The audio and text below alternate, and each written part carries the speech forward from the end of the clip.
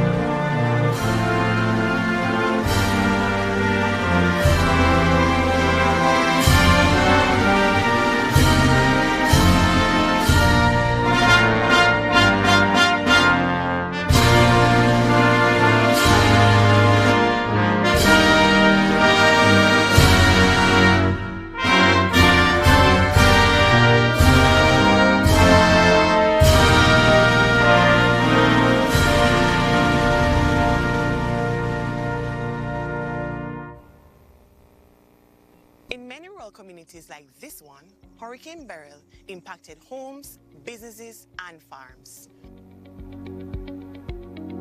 Livelihoods were instantly wiped out.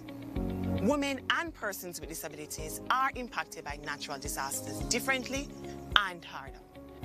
Join us as we meet and hand over inputs and supplies to 3 of 40 women entrepreneurs who were impacted by Hurricane Beryl. Let's start that natural conversation on how it is that we can help to build and help women and vulnerable groups to recover and build resilience after a natural disaster. I had a shared house, and when I came and looked at the shared house when Beryl passed, it was flat. I lost a lot of plants during the rain because of the rain and the wind then. And my house, the top went and the back of the house went. It set us back in income because, I don't have any plants to sell. So it was really hard, and it was hard to come by the plants that I have now. Being a single mother of 2 children, it's really hard. I don't have any fatherly support, so it was hard to come back. Knowing that I have to send them to school and I don't have any plans. It was depressing knowing that you can't find things for your children. Well, the hurricane affects me badly because I lose the chicken and the cook during Beryl. So it has set me back a bit financially. So for me personally, for the disability is one of the greatest challenges for me. As a woman, especially as a single parent, trust me, it's not easy, and for me to, as a woman, to earn and to be able to provide for me and my son. It's challenging sometimes because in everything you have its ups and downs. But I'm a person who I persevere. I don't let anything stop me from doing what I'm doing. Because even when I started, family members said to me that you can't manage, but I'm a very determined person, and I go for what I want. So I don't let my disability stop me from earning, because I love my own money. I don't like to depend on people, so I do what I do. My name is Marsha. I am from Pleasant Valley in Clarendon, where I do chicken rearing on this foundation here, our property, where I raise 100 chickens. And when the storm Beryl came, it take away my livelihood, what I do, to take care of my kids and also send them go to school and help myself also as well.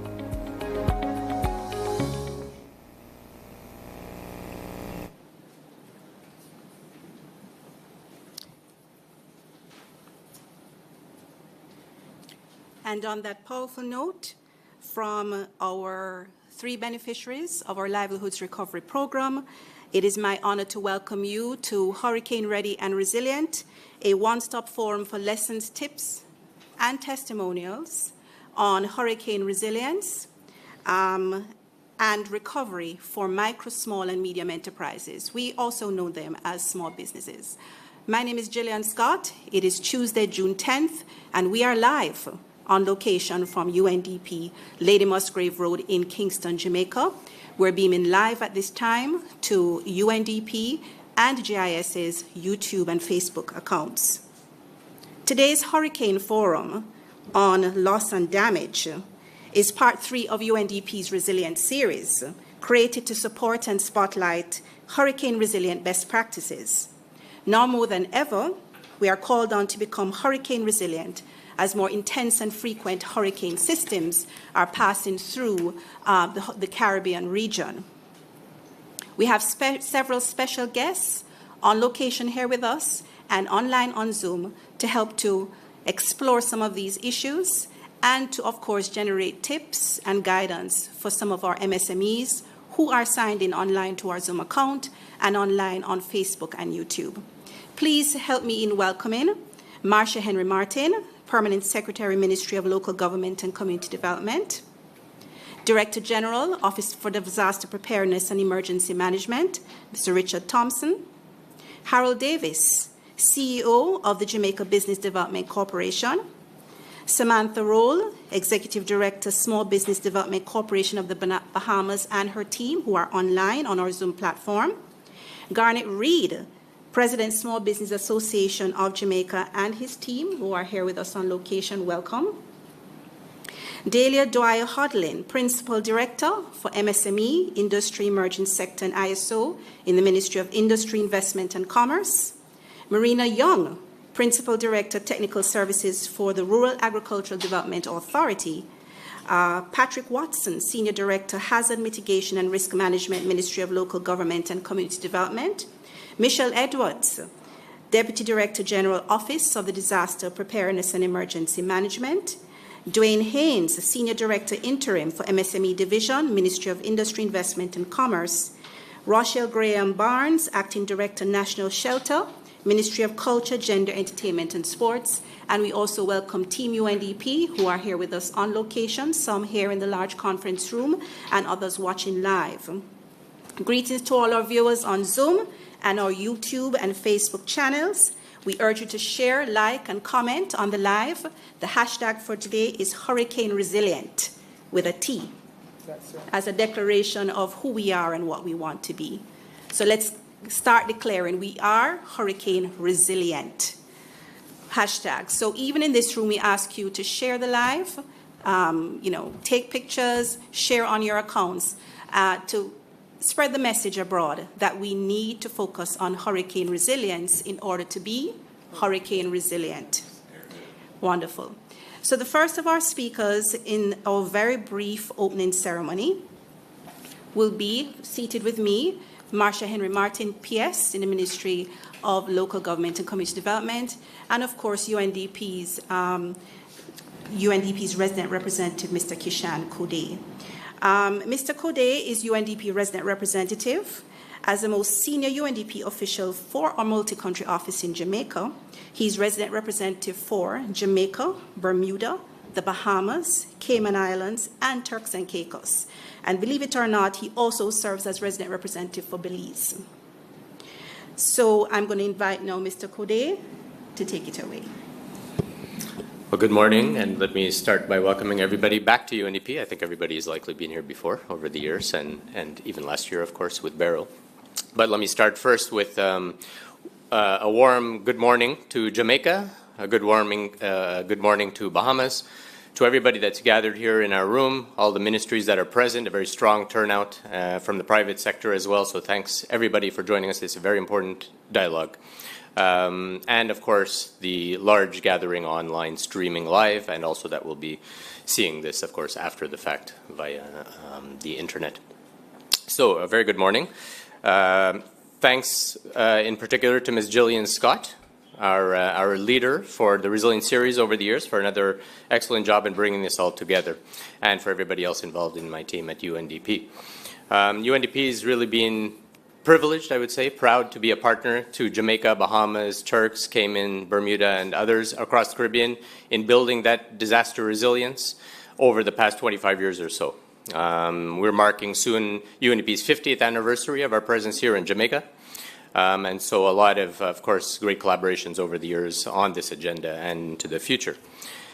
So today's Resilience Series for 2025 is a very important one, focusing on loss and damage, focusing in particular on the private sector and those MSMEs that are, of course, the bulk of the private sector in any country, globally, including here in the Caribbean. It's a timely conversation. The private sector, the MSME is a vital part of the private sector in general, in Jamaica, the Bahamas, and other parts of the Caribbean. Significant part of the economy, employs most of the people, connects communities across the island to goods and services that everyone relies on. But having suffered significant losses and damages over the years, not least last year with Hurricane Beryl, I want to first start by saying a big congratulations to our female business leaders in Jamaica that got through that in a very resilient way. We're proud to have done our small part in that process, in contribution to the government's response last year. But just congratulations to our colleagues, including those who've traveled all the way to join us here in our room today. UNDP is really proud to have been part of the Santiago Network on Loss and Damage. That's the global network on loss and damage that brings together all countries on trying to make sure there's that adequate support from countries that can afford it to other countries that are really impacted at the center of the storm of climate change and disasters. But also the emergence now of the Secretariat for the new Global Fund on Loss and Damage, which is a new fund that's capitalized and now starting to provide technical assistance, starting to provide that funding to countries that are part of the Paris Agreement on climate change. So in addition to our expanding work on climate change and disaster risk reduction, we're also prioritizing support to countries on loss and damage. And in this regard, we're happy to announce that we're indeed open for business in terms of discussing possible new loss and damage projects in Jamaica, in the Bahamas, in other parts of the Caribbean that we're working in. Estimates show, for example, from 1980 to 2020, loss and damage as a percentage of GDP were the highest in Caribbean SIDS, small island developing states, at an average of 2.5% of GDP, compared to 2% for Pacific SIDS, for islands in the Pacific, or 0.2% for the rest of Latin America. So as we know, of course, SIDS, Caribbean SIDS in particular, are a hotspot for this challenge. And looking ahead, climate damages alone are forecast to increase in the Caribbean from 5% of GDP estimated by 2025, i.e. this year, to 20% by 2100. So that represents, by that time, $22 billion in annual losses. So it's a drag on achieving development goals. It's a drag on fiscal space needed for achieving various social and economic resilience goals that countries have in the region. Key sectors implicated: tourism, agriculture, of course, at the center in Jamaica and other SIDS. The former tourism could see GDP reduced by 38 to 47%, according to some studies, by end of the century. So close to half of the GDP of the tourism sector in some SIDS economies in the coming decades by the end of the century, possibly. So how do we build resilience to make sure that doesn't happen? But a particular concern and focus for today's gathering, of course, is the high-risk communities. That's both the high-risk communities in terms of parts of the islands, including in Bahamas and Jamaica, but also high-risk segments, such as small and medium-sized enterprises. Micro, small, and medium-sized enterprises, which are the base for those community livelihoods. This became really evident last year, needless to say, with Beryl. MSMEs constitute 90% of all enterprises in Jamaica, 98% in Bahamas, 28% of GDP, and 80% of jobs. 47% of the workforce in the Bahamas, and up to 30% of GDP as well. So obviously a pillar for the nation, for these nations. Micro enterprises in particular are tiny but mighty and largely informal. So the power of SMEs is easily felt by a hurricane. MSMEs are disproportionately vulnerable to hurricane impacts because of their informality, especially in the micro enterprise sector, given the size, limited resources, inadequate access to financing, insurance, and disaster preparedness. MSMEs operated by women and persons with disabilities contend with additional layers of vulnerability, as we saw indeed last year and the focus of UNDP's cooperation. There are also nuanced requirements related specifically to needs of women and persons with disabilities that tend to be overlooked during response and recovery. So simply put, MSMEs are too significant to national well-being, to the achievement of Vision 2030 and 2040 goals in Bahamas as well, to fail or to sustain lengthy closures after a disaster. We must redouble efforts to secure their national disaster resilience and accelerate recovery. Now, a couple of years ago, we had our assessments of Hurricane Dorian, particularly in Bahamas, as well as the impact of the pandemic. And that showed that 63% of MSMEs were affected by this combined double crisis impact, with more than 55% of MSMEs permanently closing in that hotspot in Abaco, and even 11% in the Grand Bahamas permanently closing. So we need comprehensive disaster preparedness plans tailored specifically for MSMEs, the resources to build that resilience and early recovery. By enhancing financial support mechanisms, including possibly from new loss and damage financing mechanisms, we can expand relief beyond grants to accessible insurance schemes and private partnerships as well. So disaster risk resilience and recovery remains a cornerstone of UNDP's offer. And over the years, we've allocated $100 million annually to these efforts across countries around the world, of course. This is coupled with our ongoing portfolio of over $4 billion of grants on climate action to countries around the world. Through UNDP's current country program in Jamaica, Bahamas, Bermuda, Cayman, and TCI, support for climate adaptation, disaster risk reduction, recovery is a centerpiece. Most recently in Jamaica, following Beryl, UNDP's support for livelihoods recovery of 54 enterprises led by women and persons with disabilities, including grants for restoration of small business, as well as gender-sensitive, climate-smart disaster capacity development and training. Over the years, we've also extended similar support to MSMEs in the Bahamas and TCI. Our post-Hurricane Dorian package of interventions in the Bahamas, for example, bolstered through UNDP grant allocations, supported new regulatory frameworks, strategies that went through cabinet, that supported housing, building, and damage assessments for more than 4,000 structures in the Bahamas. Marine debris studies and cleanups, cash for work programs, targeting the poorest and impacted residents in those hotspots impacted by Dorian.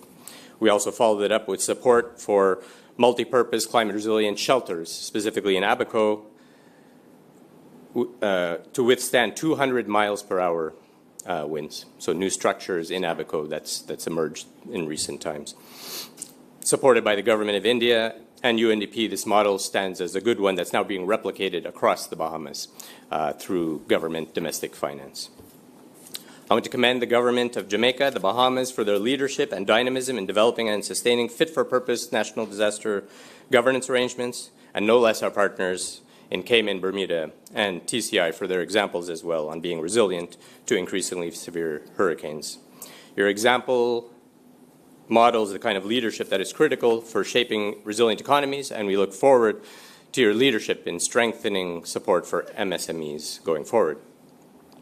On a final note, to further advance our support, UNDP, together with the UN Disaster Agency, UNDRR, together with UNICEF, together with the World Food Programme, and the invaluable support, of course, of the European Union, are soon launching together a new DRR program for the Caribbean that'll have important region-wide results, but also dedicated country grants, for example, of up to $500,000 here in Jamaica.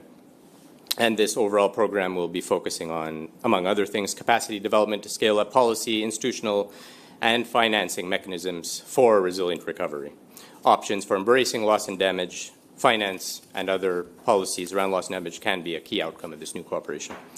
As SIDS in the Caribbean, you're well positioned and qualified to model a resilient future where no one is left behind, one that embraces new financing options, technology, and governance solutions.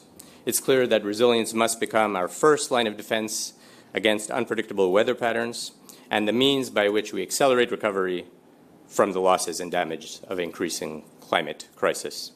Thank you very much. Okay, thank you, Mr. Khoday, for bringing our, yes, that deserves a round of applause. Thank you so much, Mr. Khoday, for bringing our attention to the importance of the MSME sector, tiny but mighty, and too important to fail. Those were the watchwords for us in that particular presentation, and also for highlighting the importance of deep diving into loss and damage. Loss and damage is a big thing now globally, and we have even the Loss and Damage Fund being established. So understanding the extent and scale of impact of when we've been impacted by a natural disaster is very important as we plan the way forward. So we want to thank you for that, for those remarks. And now we invite our keynote speaker. She is Permanent Secretary in the Ministry of Local Government and Community Development, Marsha Henry Martin, and the most senior accounting officer for that ministry who holds a leading role in hurricane preparedness, management, and recovery. Ms. Martin, Ms. Henry Martin, please go ahead. Moderator, Ms. Gillian Scott, good morning to you. Let me stand on the order you have established so far, but I also want to recognize Mr. Khoday. I hope I'm pronouncing your name properly, sir. We had the honor of meeting, I believe, earlier this year or late last year when you paid a courtesy call on us. So let me greet you and your team that is present here this morning.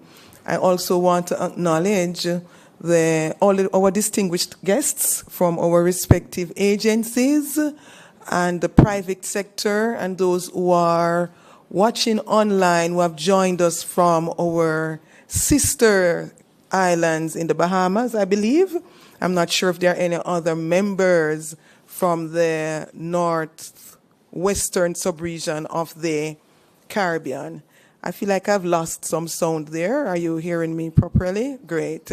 I also want to acknowledge my support team that is with me today, the Director General Acting, Mr. Richard Thompson, and the Acting Director General, the Acting Deputy Director General, Ms. Michelle Edwards, and of course, my own Senior Director, Mr. Patrick Watson, who has just returned from the global platform in Switzerland and is yet to give me a detailed brief as to what took place.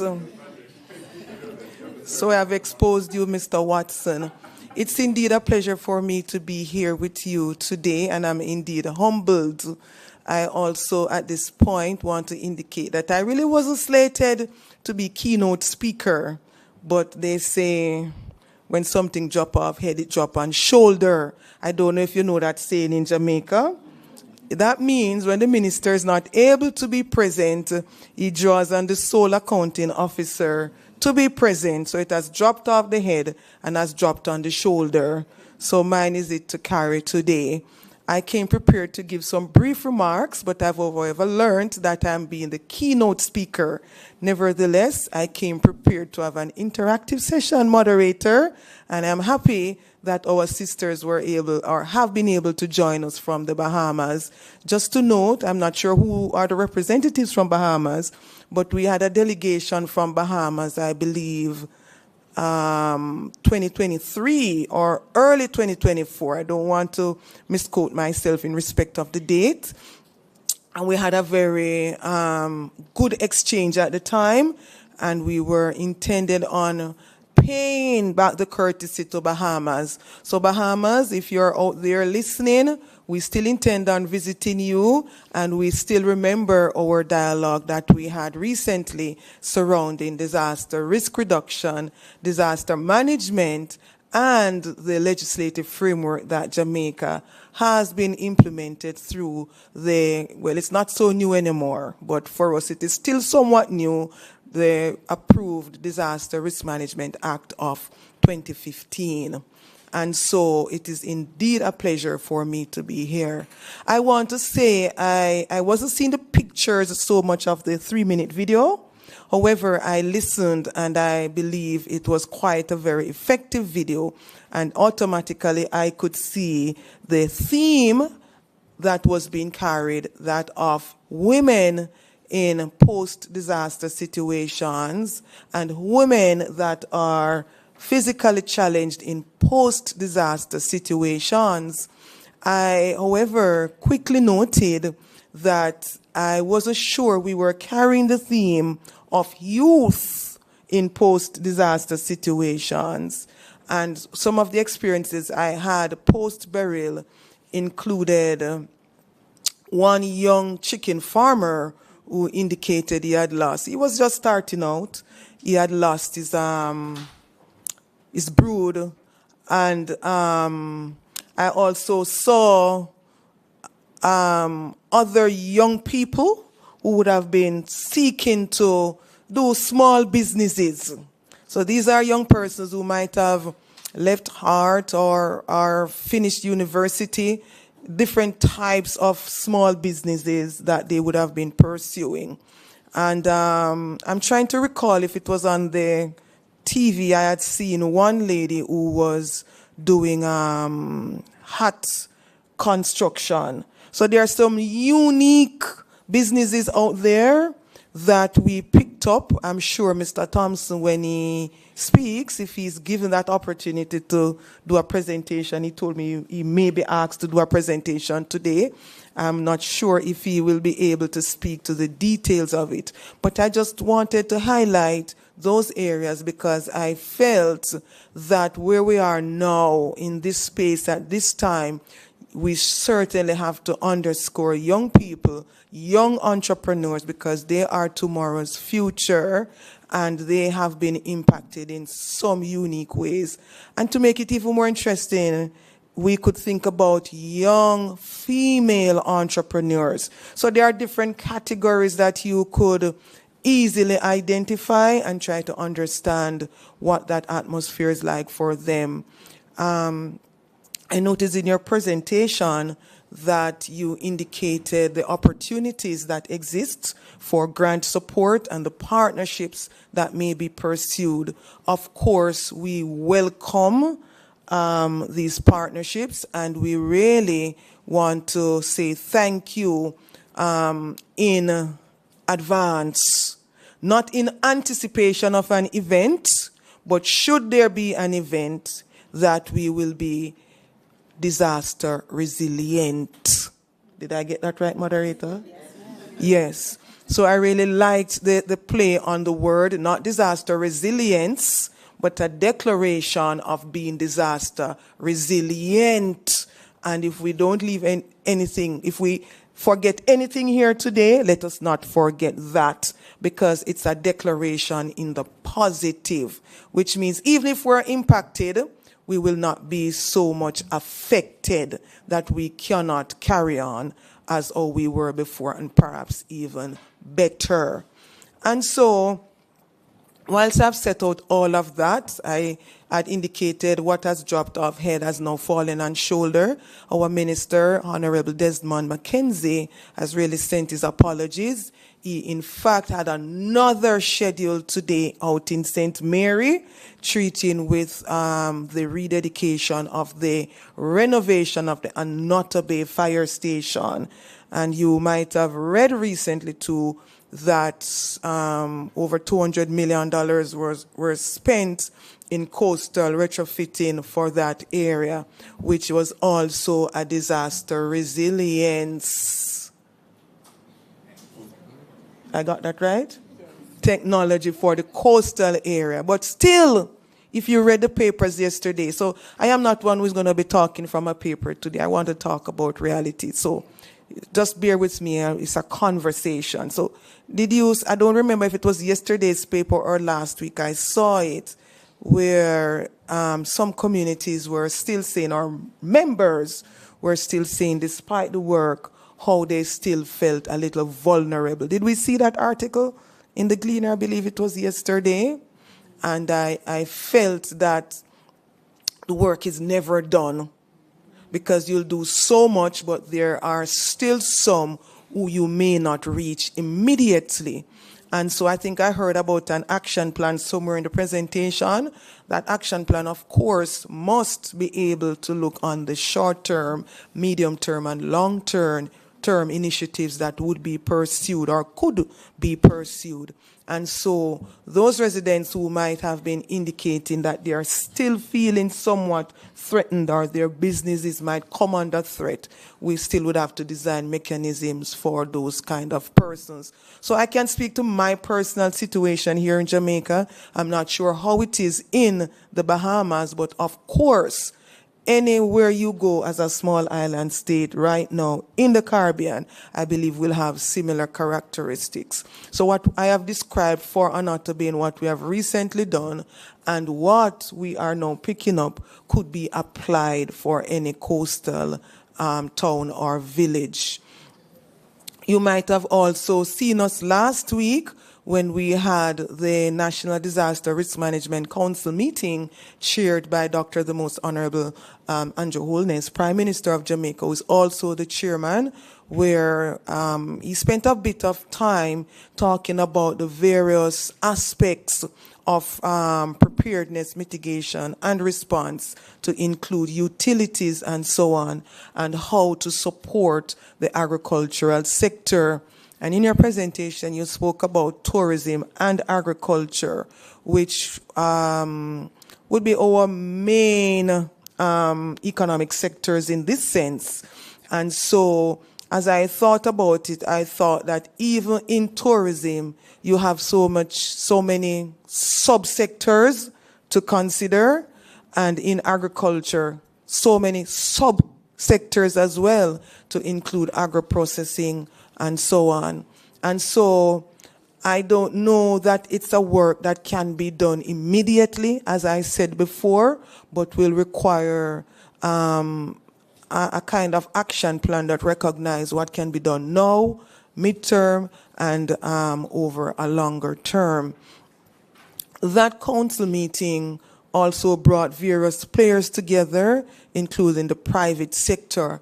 And what this is saying to us, Mr. Thompson, is that we have to be a little bit more diverse and not consider the usual private sector partners that we normally do, but to consider those partners who we would not normally consider and begin to engage and ensure that we have a holistic approach. I also want to underscore that Jamaica, through CDEMA, the Caribbean Disaster Emergency Management Agency, is responsible for this sub-region, which includes Bahamas, Turks and Caicos, and the Cayman Islands, and Haiti. Thank you, Mr. Thompson. And so heavy is the head that wears the crown. We have a lot to think about, and the partnerships that may be forged for this neck of the woods to ensure that we are able to not just be resilient, but if we should be impacted by any event, and I'm not just talking about a hurricane now, but any kind of event. And I remember last week I mentioned the last big shake we had. I was in conference room at the ministry, and the table was sufficient enough to allow me and another officer to fit under. And I remember I said to the audience, I wondered whether if the building actually came down, if we would have enough oxygen space to breathe until we are found and rescued. And that said to me, we must always have consideration between the time of an impact and the time of being receiving response or being rescued, and the time of how quickly you are able to get persons back on their feet.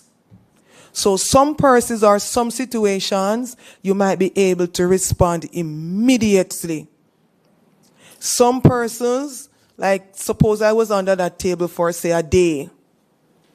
What would have happened to my area?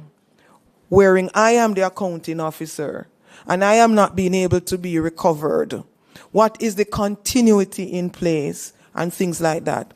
And we should not see these thoughts as pertinent to high-level ministries or to high-level stakeholders, but to small businesses. It's very important. I grew up in a background where my own father had a small business, and I remember in Hurricane Gilbert, we lived very close to the sea.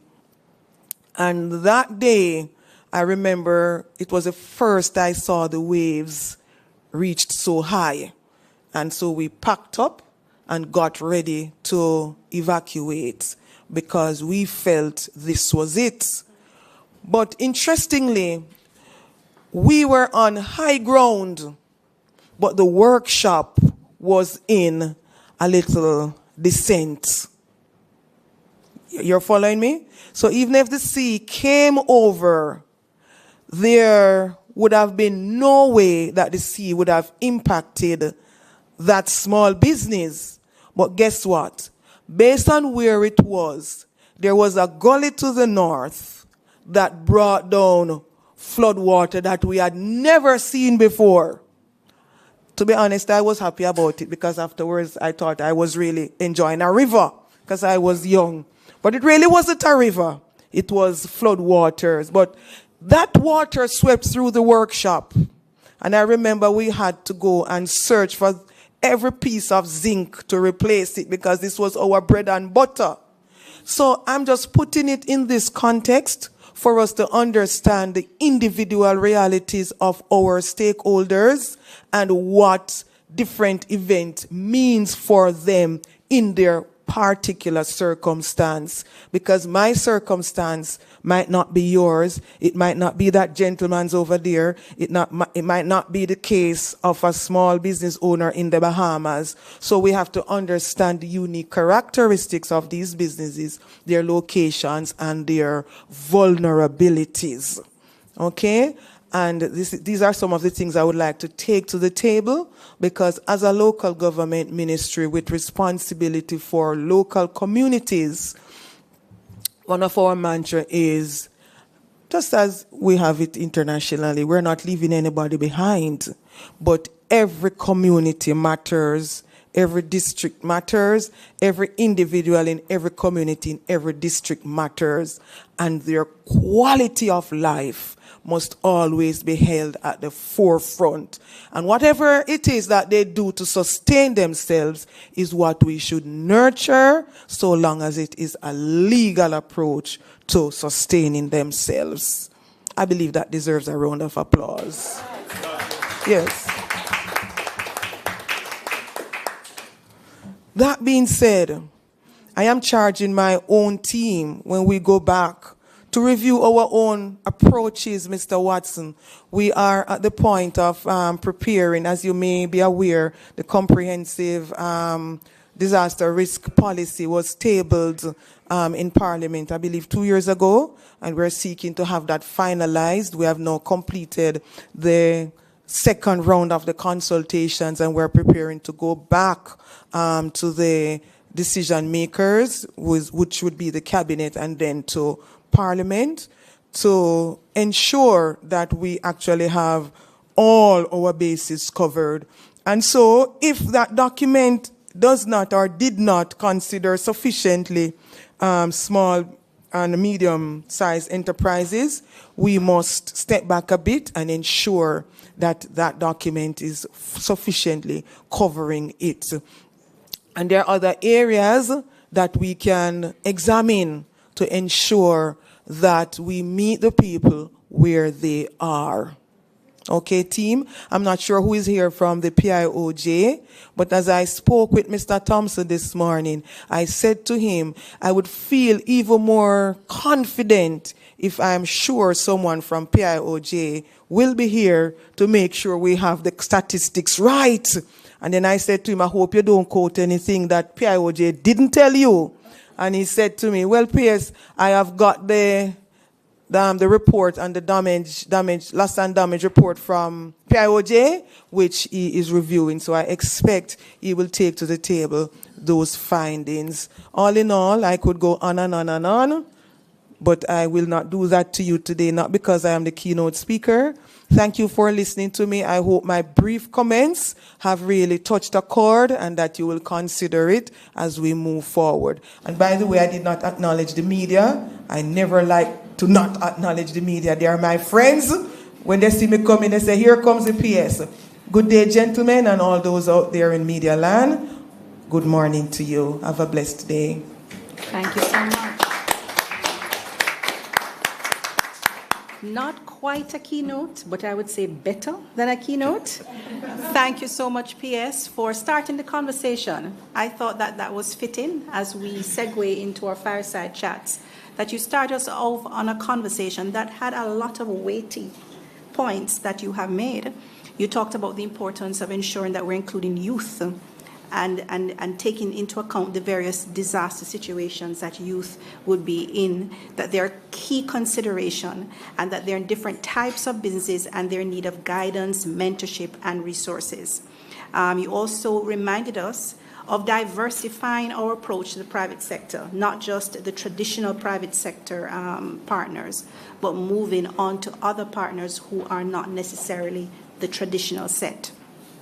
The practical guidance, which takes into account the different realities of our audiences. And we especially like the part of integrating considerations for MSMEs in existing policy and strategies. We really, really embrace that, and we thank you so much for sharing with us. Thank you, and please convey our best wishes to the rest of your team. I will, thank you. Okay. So, ladies and gentlemen, we have 3 brief fireside chats coming up. We're coming up to the meat of the matter. But before we go there, we want to remind everyone that the hashtag for today's event is Hurricane Resilient with a T. We are live from UNDP 1-3 Lady Musgrave Road, and we are live on the UNDP and JIS social media platforms, namely YouTube and Facebook. We invite everyone, share the live, like, comment, take your photos, and share using the hashtag Hurricane Resilient. We now thank Mr. Khoday and the PS and ask you to take your seat elsewhere. And in the time being, as we prepare for Fireside 1, we would like to invite the following persons to join us. In the front here, we'd like to invite Mr. Thompson. You are doing Fireside 1. Marina Young and Jasmine Hyde.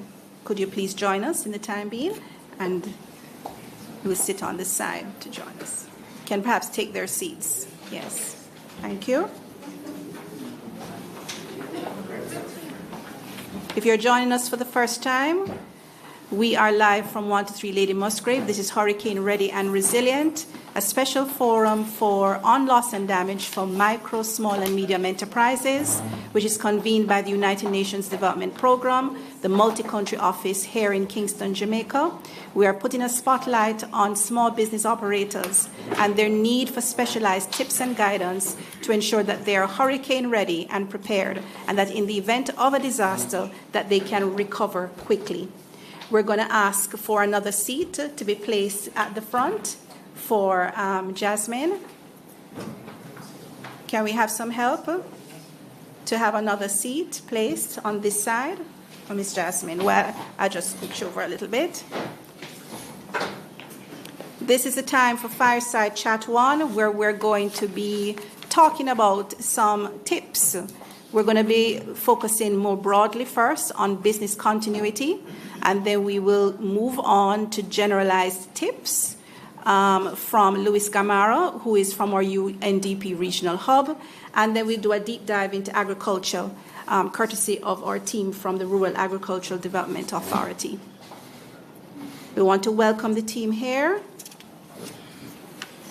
to Hurricane Ready and Resilient.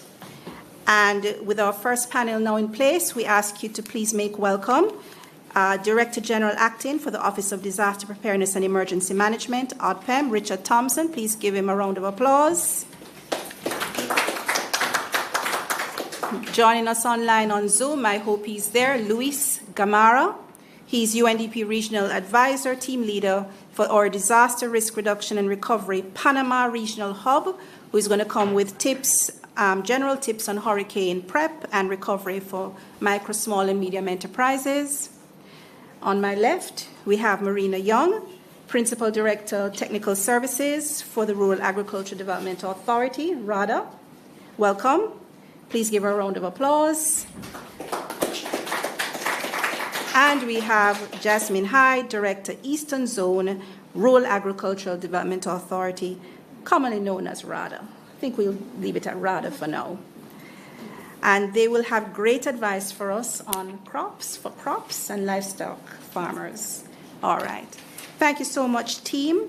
And now we go first to Mr. Thompson, who is focusing especially on business continuity, a very important consideration for small business operators who have been impacted by a disaster. How do you continue your operations if you have been hit? What do you do? What are some of the things you need to bear in mind even before disaster strikes? We're going to be hearing this and some more from Mr. Thompson as we now engage him in Fireside Chat number 1. All right, thank you. Thank you very much, moderator. Good morning, everyone. You're hearing me well? Yes, A special morning to my permanent secretary who called out Mr. Watson and gave us some charge to look at additional activities around small, medium-sized, and micro enterprises. I'll be looking quickly at disaster risk recovery and continuity planning. And the discussion this morning is around small businesses. So any aspect as it relates to disaster risk recovery and continuity planning can look at the processes are not much different in terms of large businesses and medium and small and micro enterprises. I think one other thing that we have to consider as it relates to small businesses in Jamaica is that it accounts for approximately 97% of businesses in the country in terms of employment, providing nearly 80% of employment for the Jamaican workforce. So you can see how significant it is that we are putting measures in place to protect that sector. So in terms of business continuity planning, it's really a strategy that focuses on or ensures that the business are able to operate or to continue during or after any kind of disruptive event or disruption. And especially in this case, and looking at what happened last year after any kind of natural event such as an hurricane. Concentrating on the procedures in terms of maintaining business function, protecting your assets, safeguarding your overall employment procedures, taking care of your staffing, which is critical because your business cannot operate without staff, and ensuring that there is also communication with your customers. Looking at your overall stakeholder mapping and ensuring that you can be back up and running in a very short time.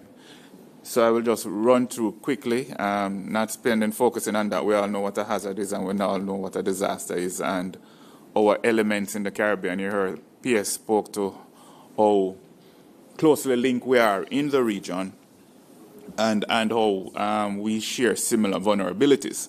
So in terms of disaster risk recovery and business continuity planning, they are really close in terms of that kind of interwoven nature.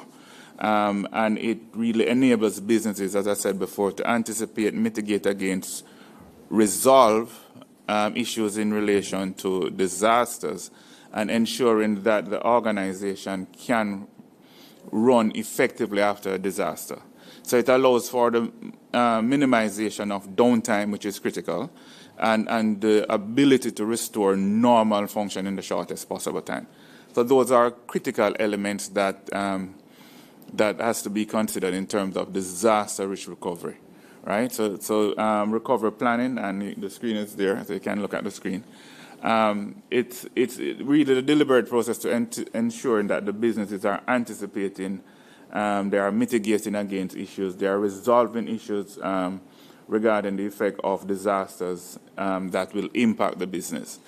It also allows for, as I said before, minimizing your downtime.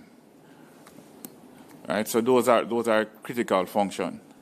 In terms of small businesses, one of the critical things, or general business, one of the critical things is to ensure that you're planning your recovery process. So your disaster risk recovery planning is critical. So your disaster risk recovery planning is designed to ensure that there is continuation of your vital business processes in the event of any disaster occurring. Right, the plan really it provides an effective solution that can be used to recover, and these are your vital business operations within a required time, and set out a framework that is using vital records that are stored offsite.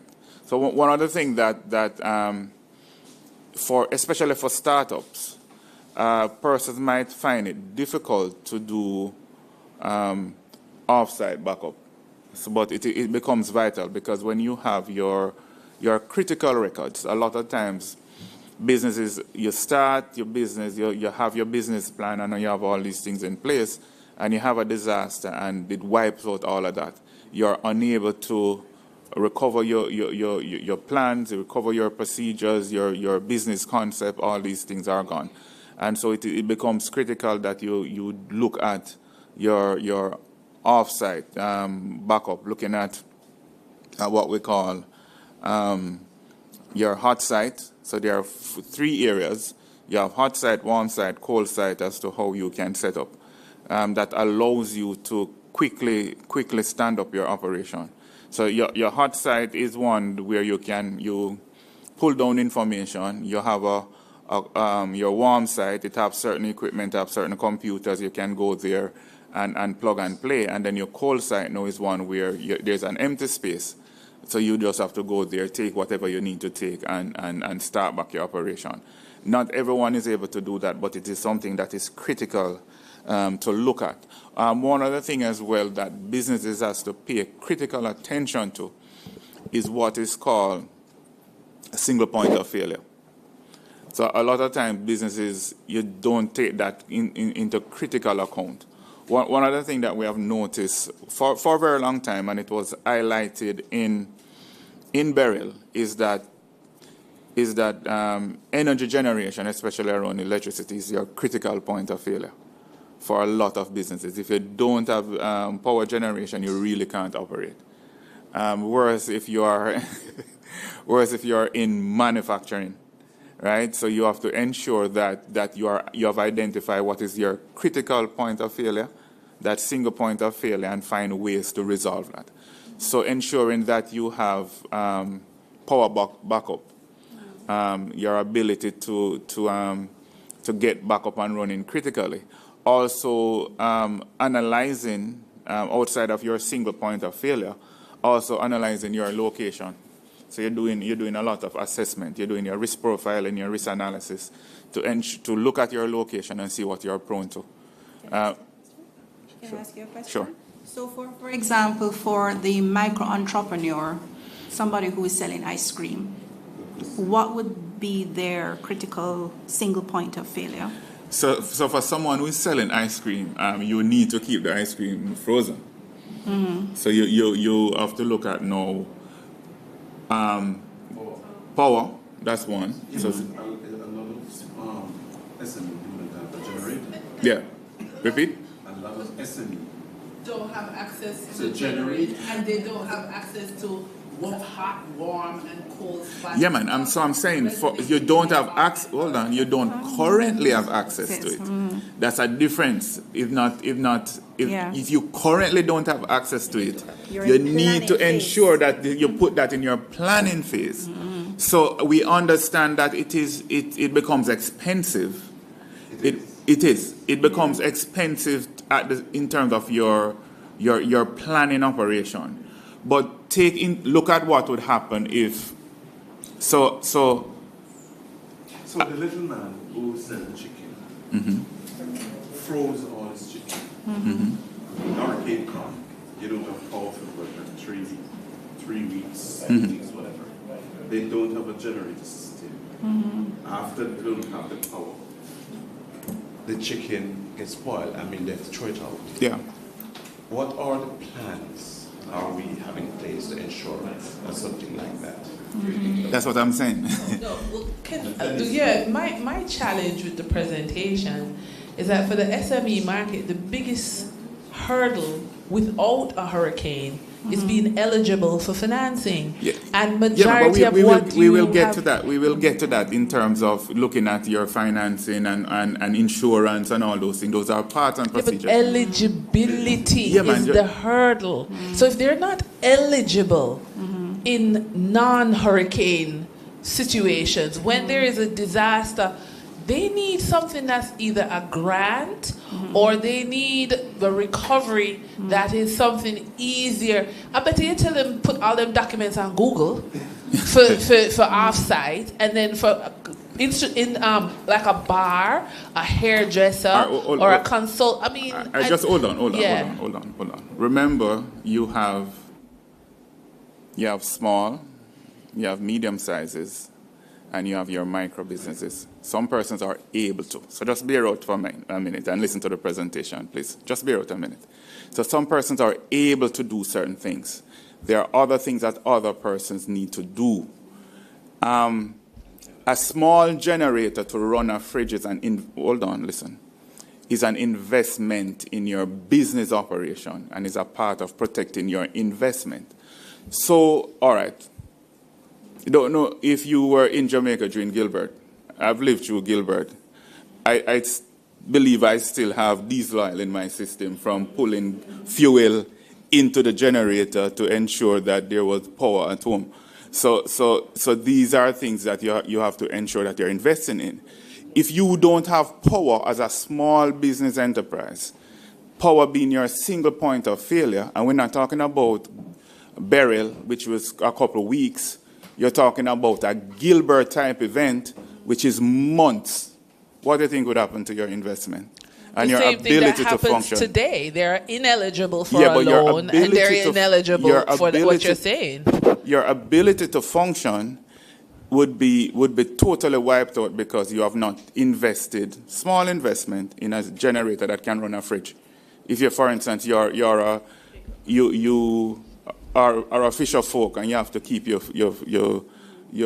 fish on ice, or you're the ice cream seller, and you have to ensure that the ice cream is frozen in order for you to do it. So it's a small investment in terms of your ability to operate. So in terms of... So before you go on, Mr. Thompson, we're going to hold the rest of questions for now. We're going to have one hot question at the end of the fireside, and then we open it up to Q&A, where we'll have 15 to 20 minutes to ask our panelists any questions that we want. But I'm glad that you brought that up about the need to plan. A lot that has to do with preparation, and MSME preparedness is really before the event.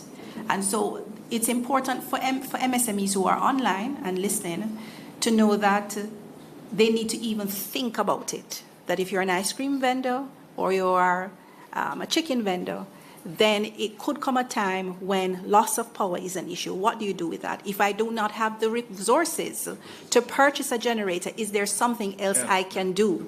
And that is something, so the most critical point of Mr. Thompson's presentation is alerting them that this could be an issue and have them start to think it through. It's very important. How do you do this? So we don't have the resources. What would be the next step after that? Are there other persons I can call on and put on standby? Are there partnerships that I can engage with? So it's very important for us to know that what is that single point of failure and to plan around it. And also, if you look at that slide there, one of the things that as a business operator, any business that you're doing, large-scale business, small business, medium and micro businesses, you are in a competitive space. So you want to ensure that you're maintaining your competitive advantage. So if someone else has gone to find a way to invest in ensuring that they are able to recover quicker than you, they are going to eat up your market space. So you have lost your competitive advantage to your competitor. So it's part of now looking at your planning process, looking at the market space in which you're operating, and saying, oh, I, Richard Thompson, would be able to ensure that I have a competitive advantage over Patrick Watson. If something should happen where we're all in the same space in a major disaster, but I want my business to be back up and running quickly, how am I now going to be able to ensure that I'm maintaining that? So you have to do these kind of planning, right, to ensuring that you're also, as a small business, or any kind of business, you have to ensure that you're protecting your organization's reputation.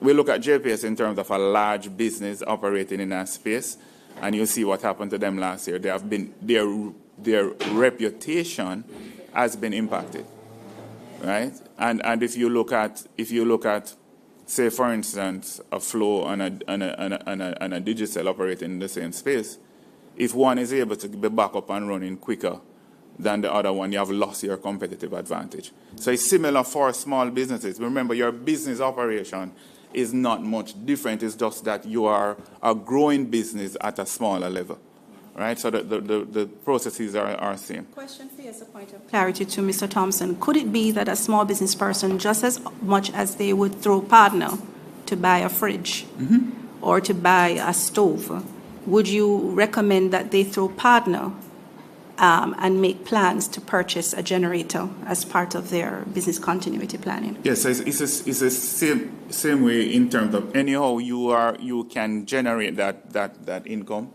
in terms of, or that investment income. You look at those processes to say what I have to invest in to ensure that my business can continue in a major disaster. So whatever, but some persons look at it as to say, okay, it might not happen, and the possibility of it happening might happen in the next 10 years. Why should I invest now? Yeah. But if you don't invest, what would happen to your business if you have not invested? When you have gone through all the gamuts to ensure that you can start your business. Remember, starting business, especially in Jamaica, is a difficult task, and also ensuring that your business is maintained. Right, there's a larger percentage of small business, failing in Jamaica than those that succeed. Richard, would you recommend that a community that are involved in livestock purchase a generator to assist the community? Yes. Would you recommend? So for your associations, so like your Pig Growers Association and all those associations within communities. The fisher folk. So part of the thing that you look at as well is in terms of protecting your small businesses is how you can form cooperatives and collaboration to say, okay, fine. What do we need to invest in collaboratively in order for us to protect collaboratively the grouping? Part of it is insurance as well, where you say to persons, pool this kind of pool funding if you have an association to pool for insurance in order to protect your business. Insurance coverage. So you get those insurance coverage. We at the large level we have CRIF and all those things, and we are saying at the small level, when you have these association, your agriculture association within communities, pig growers, all these grouping. Pool your resources as best as possible to ensure that collectively you are protecting each other. So those are areas as well within your continuity process that we have been saying to businesses to look at and ensuring that you are ultimately protecting your investment. And it becomes part of your emergency response planning procedures. How you plan that out at the outset, and how you're ensuring that you can operationalize that process going forward, right? And that form part of your continuity planning process. Okay. Can you just take us quickly through the business continuity plan, the elements that the small business has to bear in mind as we are short on time?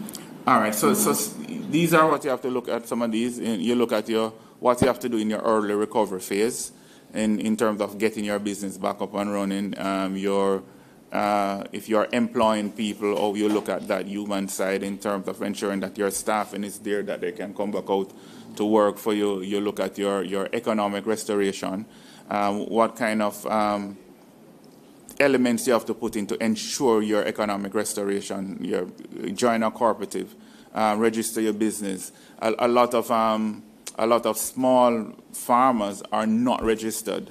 So because they are not registered, it becomes difficult after a disaster for them to get grants coming out of RADA and the Ministry of Agriculture.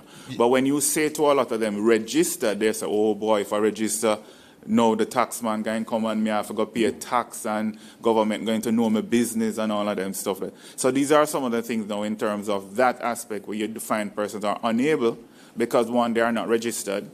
And not being registered, you are not able to garner a lot of the benefits from the state, if needs be, in terms of your recovery process. I'll give you the hot question at the end of this panel. Please, because we have 3 more presentations and then 2 more panels.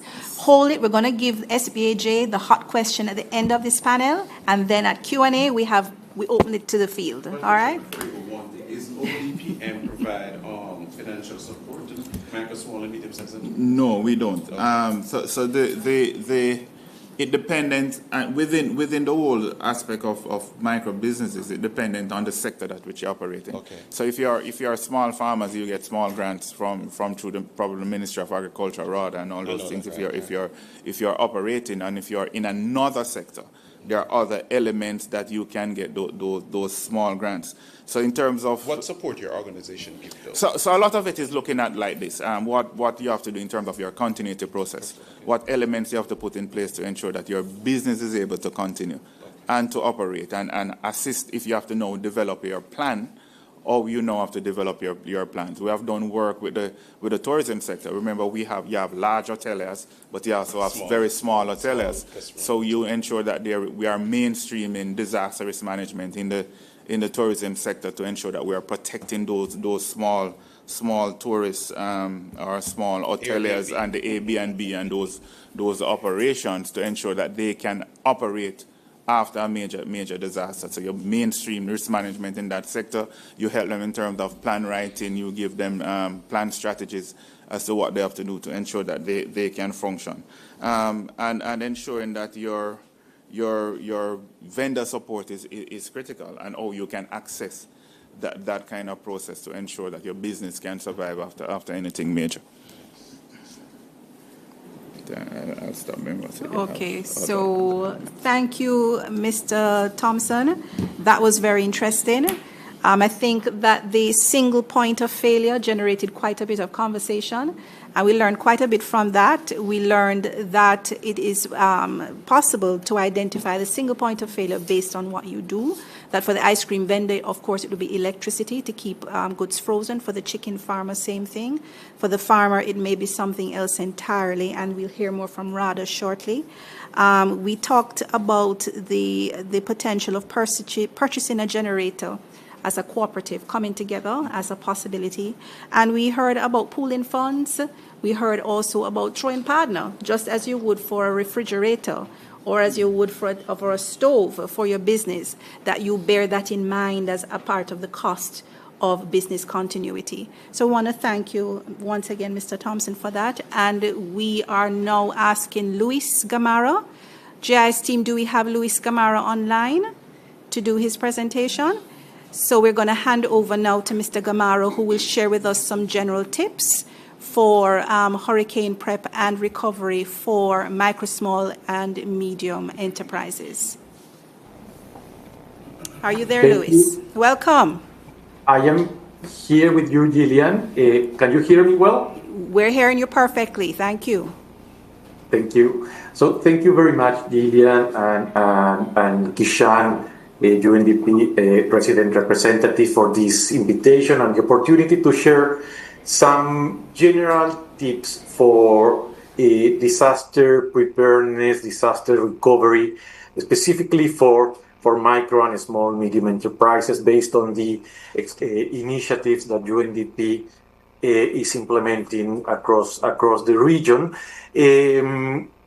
I don't know, Gillian, if you got my presentation, or if I can share it. It's just a few tips Yes. that are.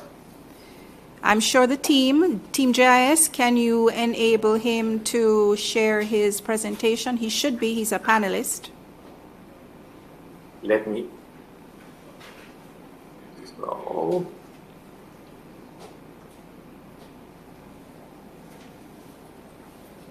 So can you see it? And we are seeing you, yes?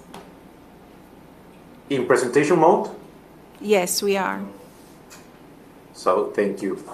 Thank you, Kate. So so I have summarized these tips according to your questions, Gillian, and starting maybe with those for disaster preparedness, and to see how we can strengthen our capacities to resist and absorb the impact of hurricanes, but actually, as Madame Pies mentioned, of any type of disaster. But I would like to start with a number 0, maybe tip, and it's based in the experience that we have as UNDP and we as a development agency. We are much more focused on development, and in disaster risk management on the previous disaster prevention. And when we talk about disaster prevention, it's how to reduce the existing risks and how to prevent the configuration of new risks. And for doing that, we need to implement some mitigation of the exposure and vulnerability conditions. So I would like to mention that as a number 0 tip. So then both the government association of micro, small, medium enterprises, but also each of the entrepreneurs can monitor and analyze the risks, understanding what are the processes that are generating those risks, and sharing also that information.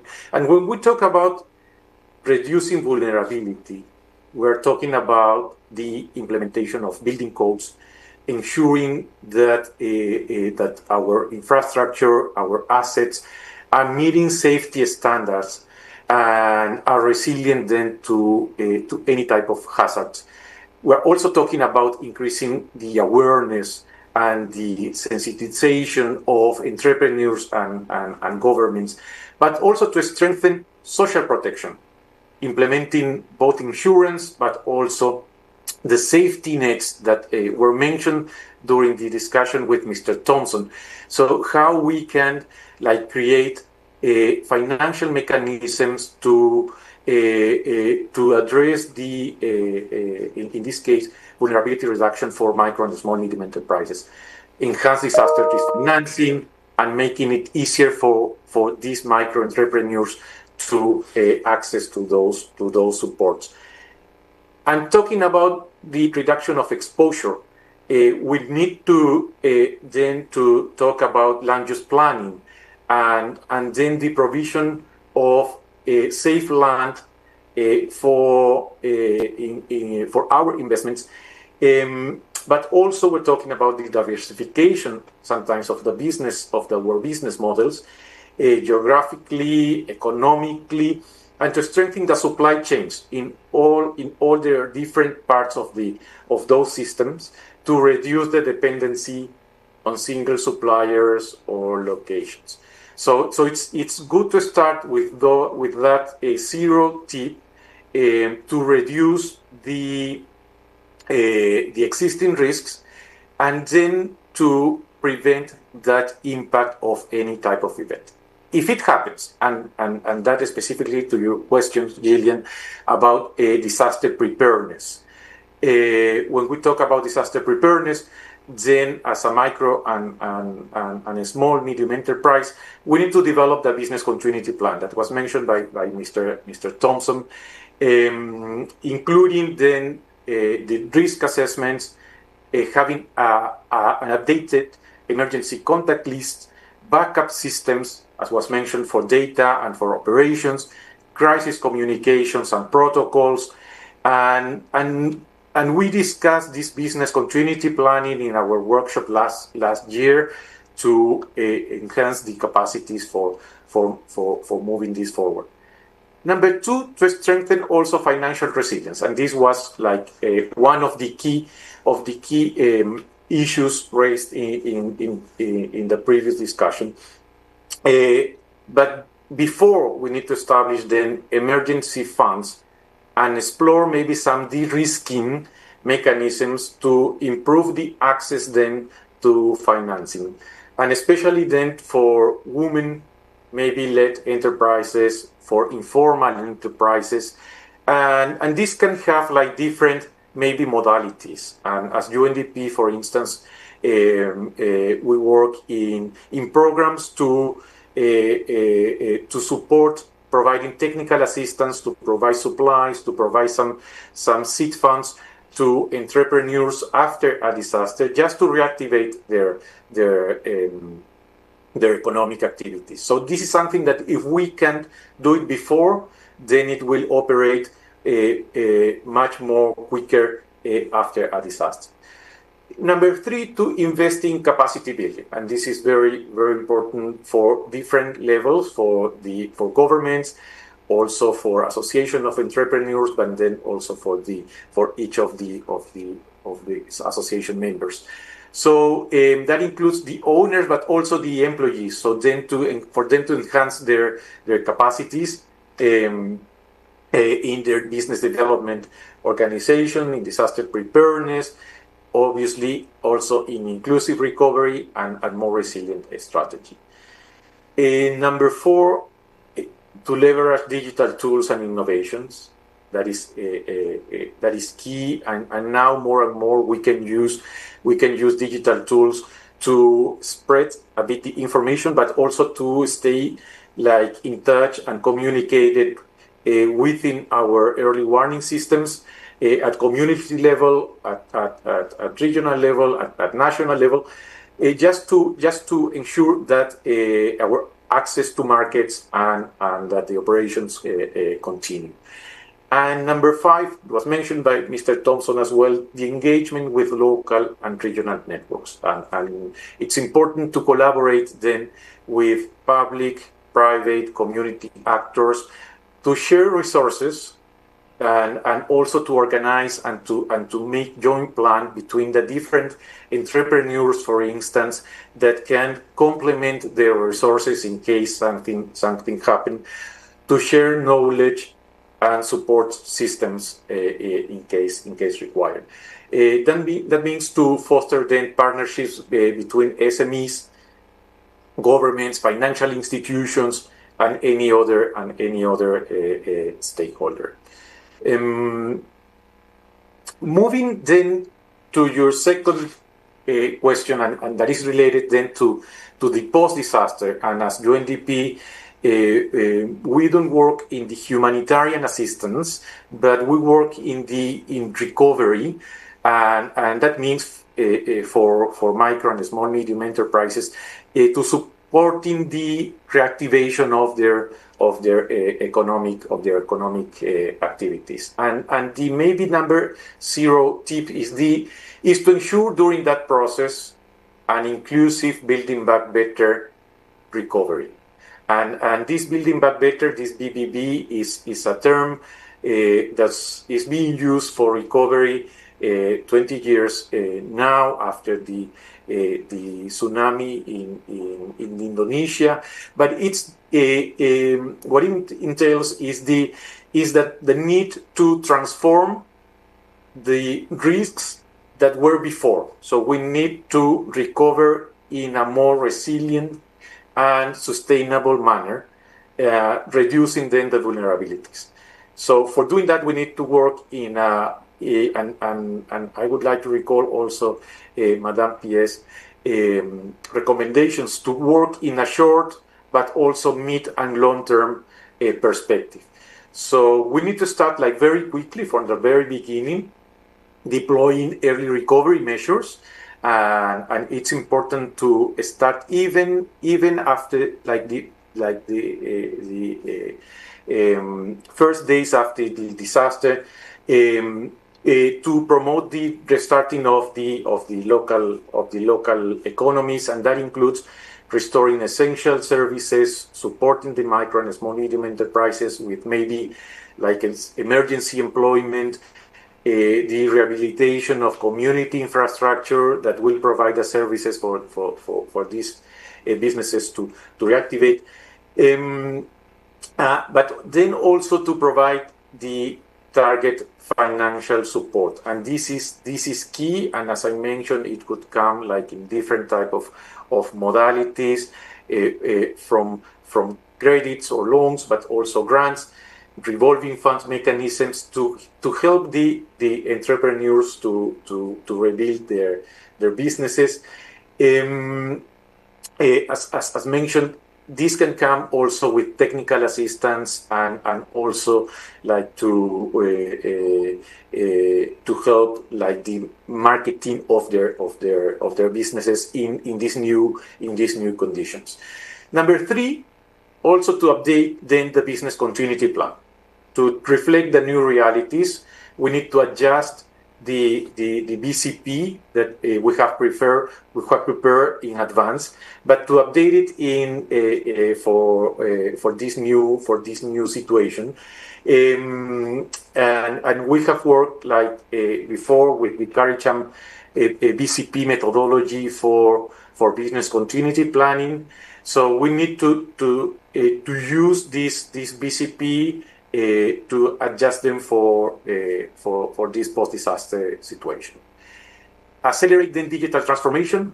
We can use also recovery as an opportunity to innovate also with some key and new maybe mechanisms. Digital tools can help the SMEs with some pilot operations to reach new markets, to maintain the continuity of their operations. Number 5 is very, very important, and it's related to promoting inclusive and gender-responsive recovery. Many times, the women-led businesses doesn't comply with all the requirements for loans or credits, and are mostly within the informal sector. So we need to maybe strategize some key initiatives that will respond to those needs. But also, when thinking about a gender-responsive recovery, we need to think about the caring systems that can then help women to have the time to reactivate their business. So, because normally they also have the role to take care of children and the elders and the community. So if we can provide that support to those women entrepreneurs, then they will be in the capacity to reactivate their businesses in a more resilient and prompt manner. Number 6, again, the coordination with multi-stakeholders.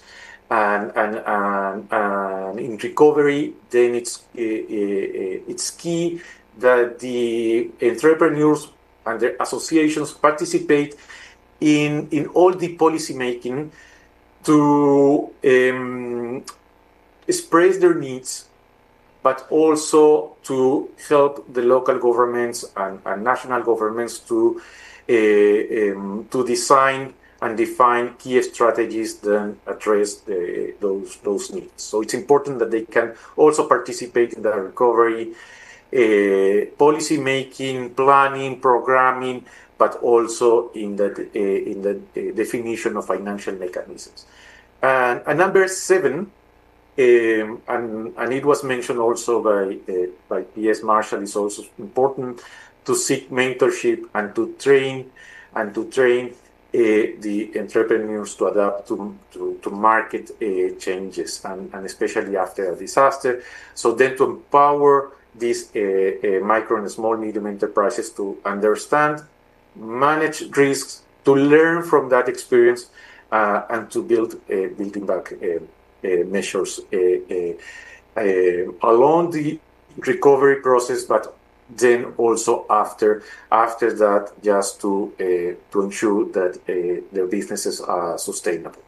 So these are my key tips, Gillian, for disaster preparedness and disaster recovery, but just would like to emphasize the need of prevent and enhance the capacities before to resist in a better way the impact of any disaster. So to work more in prevention. So thank you very much. Thank you very much, Luis. Very comprehensive presentation, very practical tips offered. Common theme so far is that the extent of your recovery is based on how you prepare, what you do beforehand. So I want to thank you, I want to thank Mr. Thompson for setting the stage for us to deep dive now into farming and agriculture, a very important subsector, or I should say major sector, that is heavily impacted by hurricanes. You know, I can't think of any other sector that will be as exposed to hurricane damage than the agricultural sector. We want to thank the team from the Rural Agricultural Development Authority, namely Marina Young, Principal Director, Technical Services, and Jasmine Hyde, Director, Eastern Zone for RADA. Ladies and gentlemen, I just want to start with them by asking first, Marina, are you first? As we contemplate that small farms are particularly vulnerable to hurricane damage, is there a trend in terms of the type of farms damaged? And if so, what is that trend and why? In about 30 seconds. Good morning, colleagues. Agriculture sector is critical for the well-being and food security of the country, and we know that from 23-24, the agriculture sector contributed between 8 to 7.7, 7.6% to GDP. So therefore, we are very serious at the Rural Agriculture Development Authority and identifying building farmers' preparedness and resilience as one of our most critical strategic goals. So it's very important to start from the national infrastructure, and I think it's very important to recognize that we are very fortunate that Jamaica has a very strong and functional disaster risk management framework led by Office of Disaster and Preparedness Management. Under that particular framework, the Ministry of Agriculture, Fisheries and Mining responsible for the agriculture disaster risk management.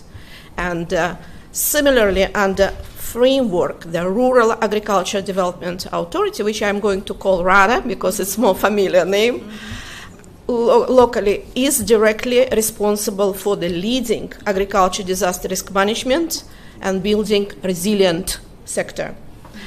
So it's very important to recognize that currently, based on the agriculture business information database owned and operated by RADA, we do have over 260,000 farmers registered in Jamaica. And we know that many, over 260,000, to be exactly 268,000 plus farmers, and we know that we keep registering. So, but statistics is showing that over 90% of registered farmers are very small enterprises, and they are under 5 hectares. So if you do simple maths, we do have basically over 230,000 small farms operating in Jamaica. How many of those farmers have been registered? The total number of farmers registered with RADA, it's 268 plus thousand, all right? So it is very important that we recognize that because of the geographical distribution and operation of the farms, we deal with a high level of vulnerability. Yes, correct.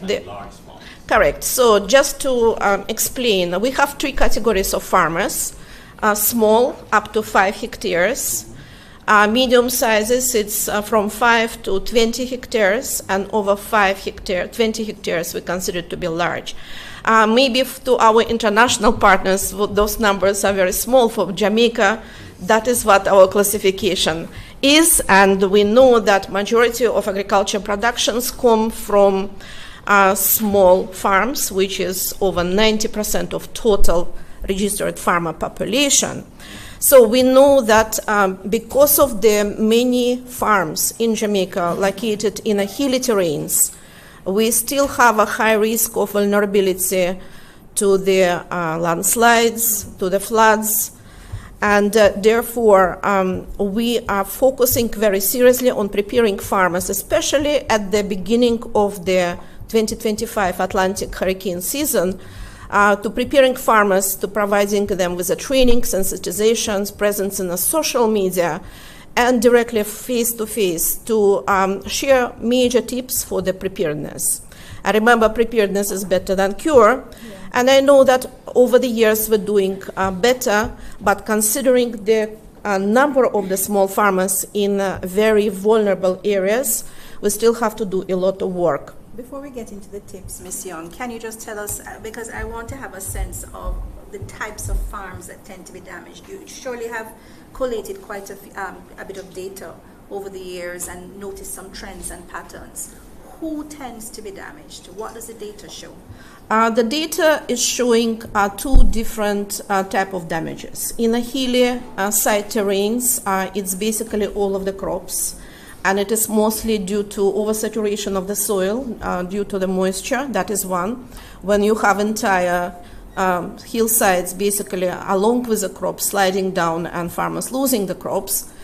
We do have wind damage, and especially in the hilly terrains, if it is a hurricane or it is just a storm, or sometimes we do not have even hurricane, but we have a freak storm. So the wind damage is pretty common, and you remember Jamaica love bananas and plantains. This industry is very important to us, and we do have knowledge that those farmers are very vulnerable. I will give you an example. The average wind of approximately 50 to 60 kilometers per hour can significantly damage bananas and plantain. But if the wind goes to 90 to 100 kilometers, it is total destruction. And I will give you a part of what happened during the last year when we had a Hurricane Beryl. Just between 2004 and 2008, we had 5 major storms. That's where our banana industry gets significant wipeout. Now, coming back to your questions, it's a variety of the crops. It depends where the impact been. We know that traditionally, although things changing, our eastern parishes would have a more often exposure to the natural disasters like storms, hurricanes, and floods. However, the last year, Beryl and Raphael following to that shown that the dynamics changing. So therefore, it's very important for the farmers, any size of farmers, to make sure that they are doing basic preparations. And the basic preparations are simple. Sometimes it will cost you a little bit additional resources, but it is something what our farmers are aware is just we as adults, we have not only to know what to do, but actually practice it. And that is our, how we call, major role as extension entities, is not only to teach, to show, and but convince you to practice practices in terms of building resilient farms and this is where for us the rubber hits the road. So please go ahead and share with us some of the tips, starting, for example, with how they can reduce their risk and exposure to hurricanes. So we're talking about preparedness for the Atlantic hurricane season, and there are very specific tips. First of all, I would like to emphasize on something that we do not hear much, but fortunately, again, Jamaica is the country which has access to the agriculture insurance. So we do have a parametric insurance products which is available from the Grace Kennedy, where the farmers can buy, I'm talking about crop, livestock, and fisher folks can access pretty good packages for the three risks, which is drought, wind, and flood. So this is very important because it will give you quick access to the cash if farmer is entitled to the payment. So quick inflow of the cash can help you to restart your farming activities. Also, Banana Board currently operate Banana Catastrophe Fund, and farmers needs to make efforts to make that investments in order to reduce their vulnerabilities.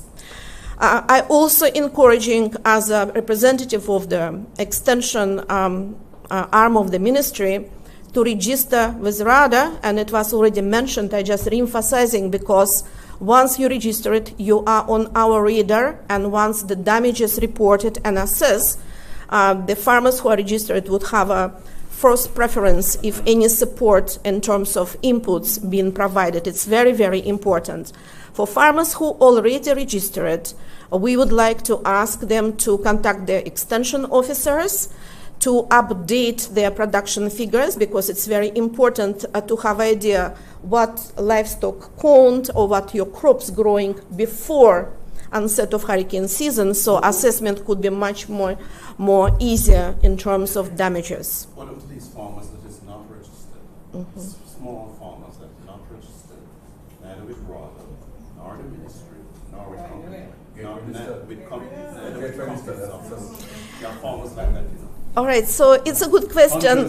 Yes, hundreds. Correct. My vice president is it's a former Senator Norman Grant is a former president of JS, and we are planning a one-day conference at the National Conference Center to help some of these farmers. I think it's over 70 farmers. Help them with their registration, their TRN, who we know is not registered. So is there any plans for these farmers who are unregistered that and so we can help them if an hurricane arrives?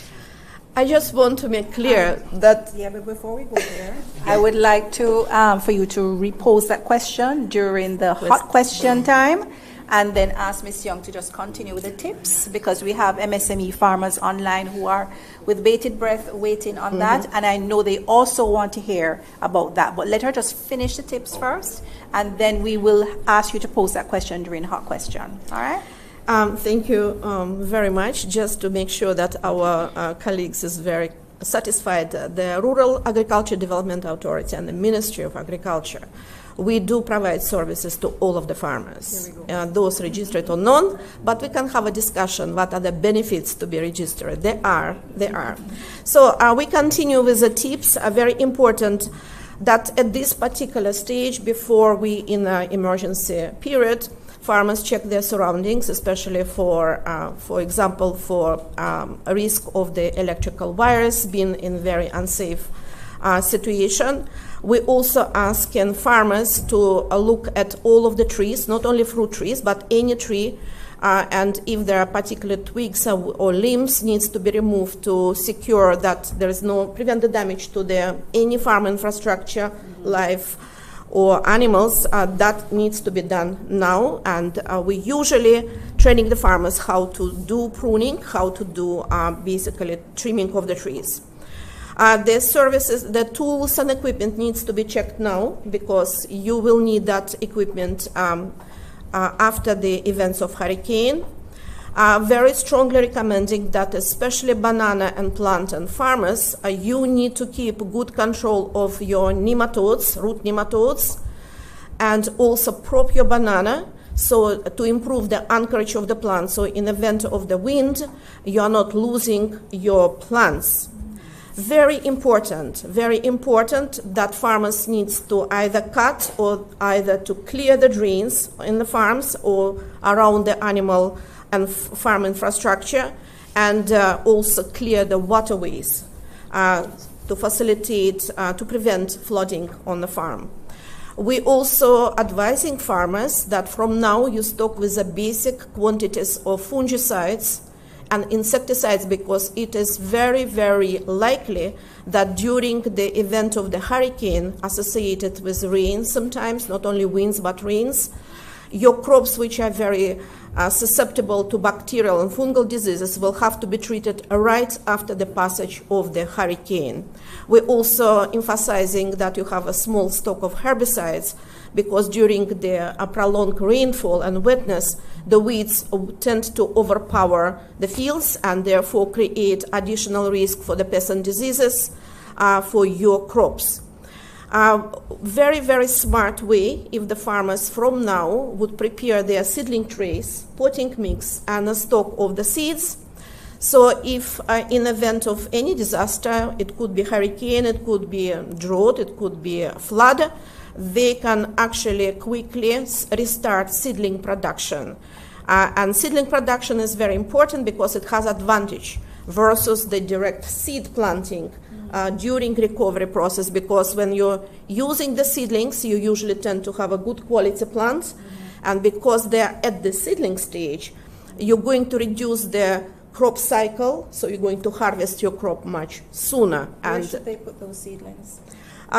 Usually farmers would have a basic structure. Some of the farmers have nurseries. Some of the farmers create a basic structure where they're growing, like a little shed house, where they're growing their seedlings, or they're purchasing from commercial nurseries, who also usually consider those type of preparations. So, and special advisory to greenhouse farmers, because we are promoting that farmers invest in the plastic cover with overlocking devices. So in the events of the hurricane or storm, you can simply basically remove the plastic, save it for reuse. And also we advising that in event of then definitely hurricane or high winds about to approach, that your greenhouse plants being placed flat on the ground, because remember, in the greenhouses, the plants usually with undeterminate growth, like tomatoes and cucumbers, so you place them on the ground, cover with a plastic, and put a twine or rope to make sure that it's fixed.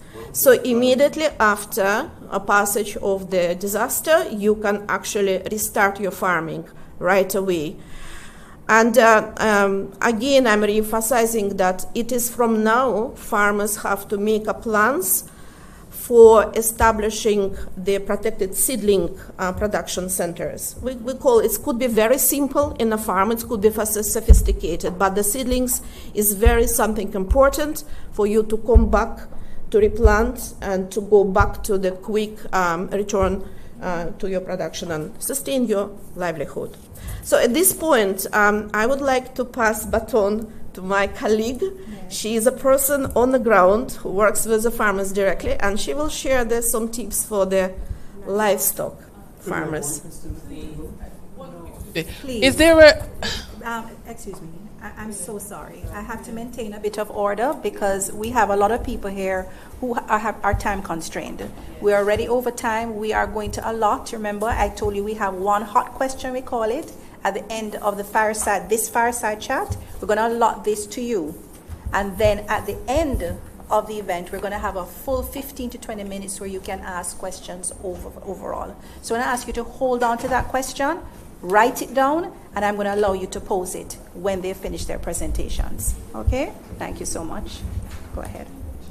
All right. Good morning, everyone. I will be doing the practical tips as it relates to livestock production.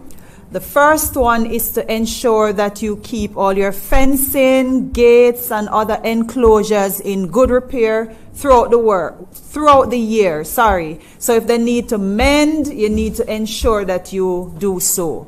All right. The second one is to ensure that you have a livestock disaster kit, or what will be also known as a first aid kit, that is in case of any injury to any of your livestock. Plan a flood-free evacuation route, just as us as humans will plan an evacuation route in case of flooding. You also need to plan an evacuation route for your livestock as well, especially for your large livestock. And if this is not possible, ensure that you untie your animals out in the pasture so that they are able to move to higher grounds. For your housing, for your animal housing, you need to ensure that they are secured. For smaller animals, they can be brought indoor, so maybe your veranda or your garage can become your chicken house. These are for smaller farmers, because for farmers that have larger establishment, this will not work.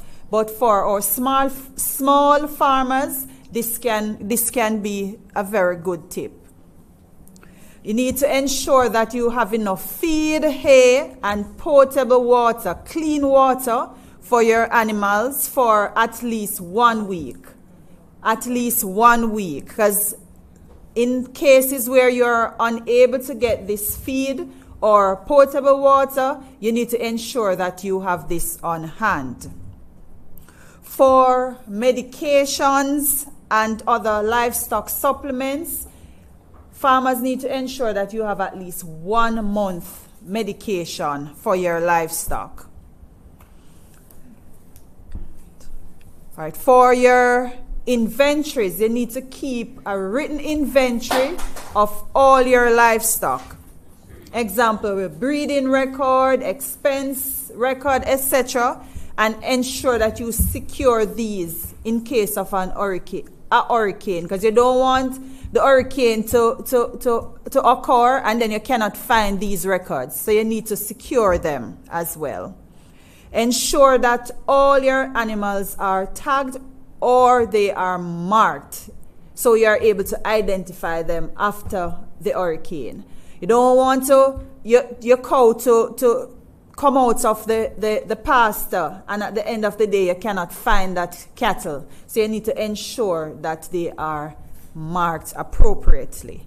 And those are some of the major tips as it relates to our livestock farmers. Thank you so much, Team RADA. We do have one more question for you. We wanted to ask specifically, what kind of services or facilities do you offer to the small farmer, especially to help them reduce their risk and to recover from hurricane damage?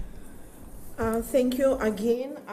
Just to reemphasize that RADA is the entity responsible for the farmer registration.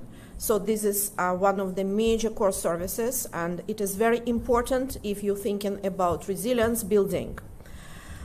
We also offering to some of the parishes, it's varying from parish to parish, that farmers, after the events of natural disaster, can access some of the equipment and tools. For example, we can provide sometimes access to the walk behind some mini tractors, the spray equipment, and some maybe seed planters. It varies from parish to parish, so farmers can find out from their respective parish managers and what services they can obtain. RADA also continue to provide land tillage services, because usually farmers tend to replant right after the disasters. Under the Farm Road Rehabilitation Program, which is implemented also by RADA, we are responsible for repairs and maintenance of the farm roads. So in events of disasters, we do have access to 4 bakus at different parishes. We help to communities to clear the road, to push the drain, to provide access to farmers to the markets. And just to give you an example, under the Beryl recovery, RADA basically provided rehabilitation of farm roads in an amount of $200 million. And it's very important that farmers keep having access to markets. Well, definitely our core service is a technical advice, because when the farmers restart either livestock, either crops, they are guided in terms of planting, crop care, agronomy, but especially in a tropical condition like we are in Jamaica, the pest and diseases management is a challenge, and we do have our plant doctors, extension officers who can guide you with that. Now, many people don't know that RADA do have on-farm water management team, which can help farmers to return to the production by designing and helping you to install and train you how to maintain your drip irrigation system, your water tanks, and generally on-farm water management. Lately, we're doing a lot of microponds, lined microponds, which is part of the recovery efforts. Our land husbandry services can give farmers trainings or tips how basically to make their farms, especially on a hillside, more resilient by establishing contours, waterways, head drains, gully plugs, and so many other land management treatments which will prevent the soil erosion and improve in terms of water conservation. In terms of the farm insurance, again, I'm re-emphasizing there is a very good news for 25-26. The Ministry of Agriculture, Fisheries and Mining allocated $7.5 million to support approximately 5,000 farmers to encourage them to access the parametric insurance. The coverage will cover basic package, so based on which farmers can add, those who want to try. So it's a very strategic move to develop mindset of resilient farms and mindset of the prevention better than cure.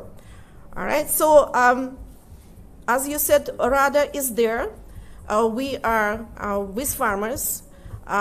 Just to let you know that one of the major responsibility of the RADA that immediately after disaster, any disaster, flood, hurricane, drought, we would go into the farmer's field to do damage or loss assessment of crops and livestock. Based on the data, we do have a standard operating procedures in terms of basic, it's called preliminary report, which is used by the minister and the ministry to decide on a support package for recovery. And this is very important because we have to recognize sacrifices of our extension officers when they're working in a very, very difficult situation. I also want to mention that when the farmers are assessing their risk, let's say absent of electricity, we have to remember that from Beryl, we learned very serious lesson that you don't have electricity, but you have a vehicle, but you cannot access gas station to purchase the diesel because the roads are blocked. So there must be a risk assessment. It sounds very sophisticated, maybe for farmers, but with a simple tool, just sitting down for a couple hours, it's very easy to identify your core risk and try to start to build resilience. Yes, thank you so much. I think that deserves a round of applause. Excellent presentation. We've learned so much from Team RADA today. One of the things that jumped out at me in terms of support is the allocation for 5,000 farmers. You're hearing that, farmers? 5,000 farmers now have support for parametric insurance. If I were you, I would sign up quick for that. It's called Weather Protect. Weather Protect. Wind, drought, and flood. Wind, drought, and flood protection. There we have information. I'm not, it's very important, farmers, yes, to get in that mode. Yes, it's a very important part of your hurricane preparation, and it will also set the stage for your recovery if you're struck by a hurricane. So thank you so much.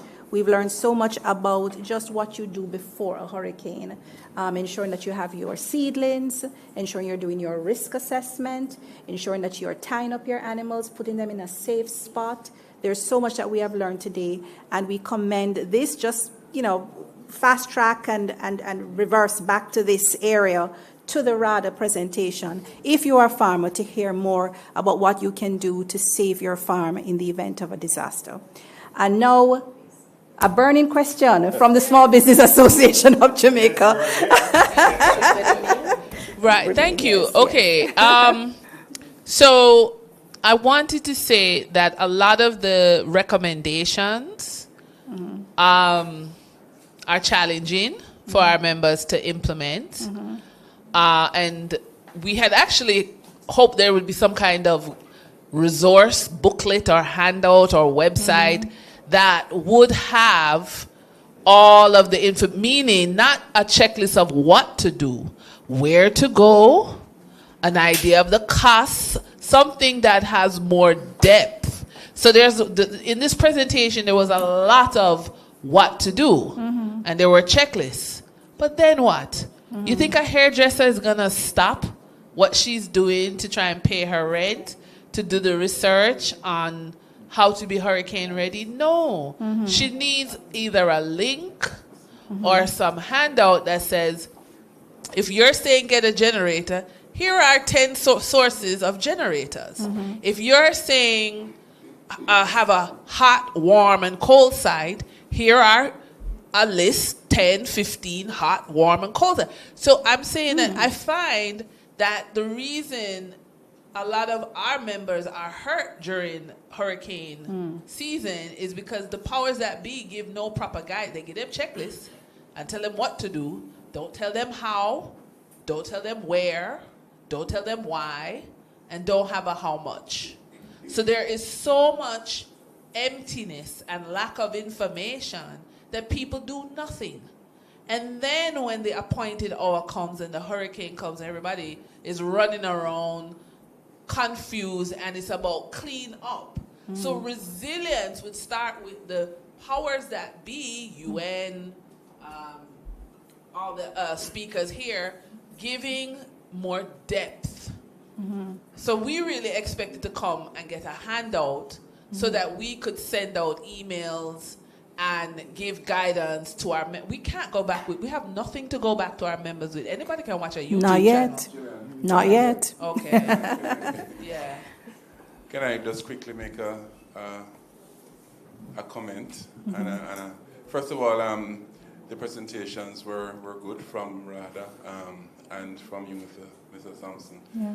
But I just want to emphasize the fact that in terms of information, where to go, where to start, here is JBDC, Jamaica Business Development Corporation, because we prepare businesses, as you know, for resilience. Right. And many of the points that were made, as you know, many of the points that were made this morning in terms of just preparing your business before the disaster itself is DNA that we instill in our businesses when we support on our entrepreneurs and our businesses. One other point I'd like to make, however, is, and it wasn't really brought out by our presenters, is that for a small business, you are the business and the business is you. So it's very important when a disaster strikes, when any kind of shock strikes, that you take care of your own self and your household and your family itself, and you put in place measures to do that. Especially as a micro business, as a startup micro business, you are the business and the business is you. The business will not operate without you. So those safeguards and those preparedness and those insurance facilities, I mean, it's a bit difficult. I'm happy to hear about the insurance facility available for farming, not so much so for other areas of business, Garnet, as you know. But you can protect your own household and yourself in terms of the insurance and that type of thing. So that's a starting point. So I just wanted to add that the point that you start, my good friends from SBAJ, for resilience as an MSME is the capacity building and support that you'll get from JBD, and JBDC stands for Jamaica Business Development Corporation. We're here to provide that level of support. And so thank you so much for the presenters so far. Thank you so much, Mr. Davis, Chief Executive Officer for Jamaica Business Development Corporation. I do have a comment here now from Marina Young. Yes, colleagues. Because of my colleague from Jamaica Business Development Center, I just want to share a very interesting experience. Just this week, I got a telephone call from one of your officers, and nearby was a small ruminant farmer. And apparently, the farmer accessing maybe some benefits from your center. And the question was, can RADA assist to this particular farmer to develop standard operating procedures for the hurricane preparedness? And I'm very happy because what happened, although it sounded again SOP, a little bit sophisticated, but really and truly, there are simple ways to pre-qualify yourself to be more qualified for whatever grants or funding support available. And I will tell you, just the simple things to developing your very simple risk matrix based on nature of your business, right? And developing your SOP and purchasing for farmers, for example, basic farm insurance, it would make you just a layer above of those who are not there yet.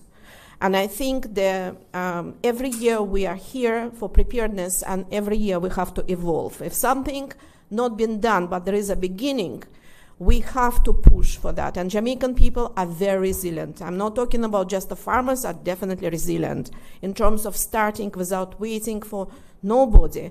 But we have other sectors, and especially creative minds of our small enterprises. So I just want to reemphasize, any small business, including farming, it's a business. And we need to think a little bit different. And we need to get guidance how to make ourselves more pre-qualified, more able, and more capable. Sure. Yes, I do have a comment as well from Mr. Thompson. Go ahead, sir. Some time ago, we did some work in terms of mainstreaming disaster risk management in the agricultural sector. ODPEM, RADA, Ministry of Agriculture. So there's a framework with a lot of plan guidelines and everything like that that we can share. Because what we realize is that in terms of food security, it is essential that we are doing extensive work in Jamaica to ensure that we are protecting our farmers and that they have the ability to bounce back quicker. Some years ago, we were having extensive discussion, especially with our banana farmers, in terms of putting in windbreakers. It's kind of expensive, but it works in terms of how you do your spacing in your banana plantation, or you do your even for small banana farmers, or you put different kind of trees in between your bananas and stuff to protect.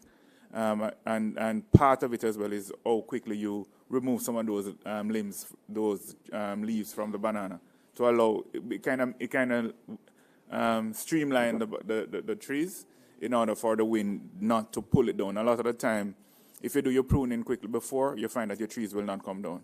Okay, tend to pull from the limb. So we did a lot of work in terms of mainstreaming. We have done it in the agricultural sector. We have done it for tourism, and we can share those guidelines with you, so you can share it with your members. Yeah, just a quick one though. After a hurricane come and gone, oftentimes we have shortage of produce. How can we plan to ensure that that doesn't happen? We have to get tomato from abroad, carrots, and so on and so forth. I just want that question to answer. Yeah. Well, go ahead. All right. What the Ministry of Agriculture is doing right now is to improve on our storage facilities. So we're in the process now of putting in some major large storage facility. One is in, what's that place in Clarendon? I think one is in one going to be in Manchester. I am having a very senior moment at this time, but I will get those two facilities for you, where the Ministry of Agriculture is putting in the storage. That is one for the agro parks. So in all our agro parks at this time, we at the ministry is basically putting in storage on all those facilities, as well as we encourage farmers to ensure that upon the eve of the hurricane season that they will always have ceilings available. Yeah. So once there's a hurricane, then we go back into production immediately after the hurricane. With Hurricane Beryl as well, what the ministry did was we had distributed several inputs immediately after the hurricane, so we were able to come back into production much faster than years gone by. So it's work in progress, and every year we tend to get better and better. Can we ensure that we would have enough produce to help the hotel industry, the Jamaican people, during an hurricane? I think there are certain things that you can mitigate, but you can't prevent. You can't prevent. So if you have, and because I'm a Gilbert baby, I tend to use Gilbert as an example. The good thing for Beryl hit a very small percentage of the island. Not even, if you're looking at Jamaica's size and the impact, probably under 25% of the island was impacted extensively by Beryl. If you're looking at a Gilbert-type situation, you are going to have gaps in terms of getting back up and running in terms of your agriculture sector.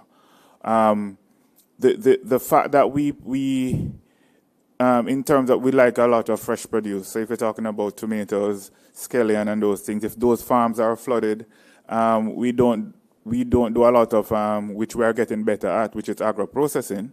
But a lot of us would still say, if you go to agro-processing, I want to cut up my tomato to put in my food if I am doing any kind of cooking and all those things. But you will have gaps in those areas for a time. So what RADA is saying, what you want to do is reduce the downtime. Reduce the downtime by ensuring that their farmers have seeds, they have seedlings, they are protecting their livestock as best as possible, protect their poultry. There is persons that have others in terms of yes. So you can get back up and running in quickest possible time. As I say, the quickest possible time, but you will have gaps because that's what disaster is. There's going to be gap in your reconstruction, bringing back agriculture back on stream, everything, once you are impacted severely. I want to thank everyone for this fireside chat, but it's still sizzling. So I'm going to allow first Romeo Mitchell to make an intervention, followed by, we're clearly beyond the one hot question. So we're into question and answer time, and this is where it ought to be because this is the tips and the guidance. So please go ahead, Romeo. Good afternoon, everyone. So I just want to play the devil's advocate here and speak for the 70% of the 80% of the small farmers, the very small farmers. And I'm a registered farmer.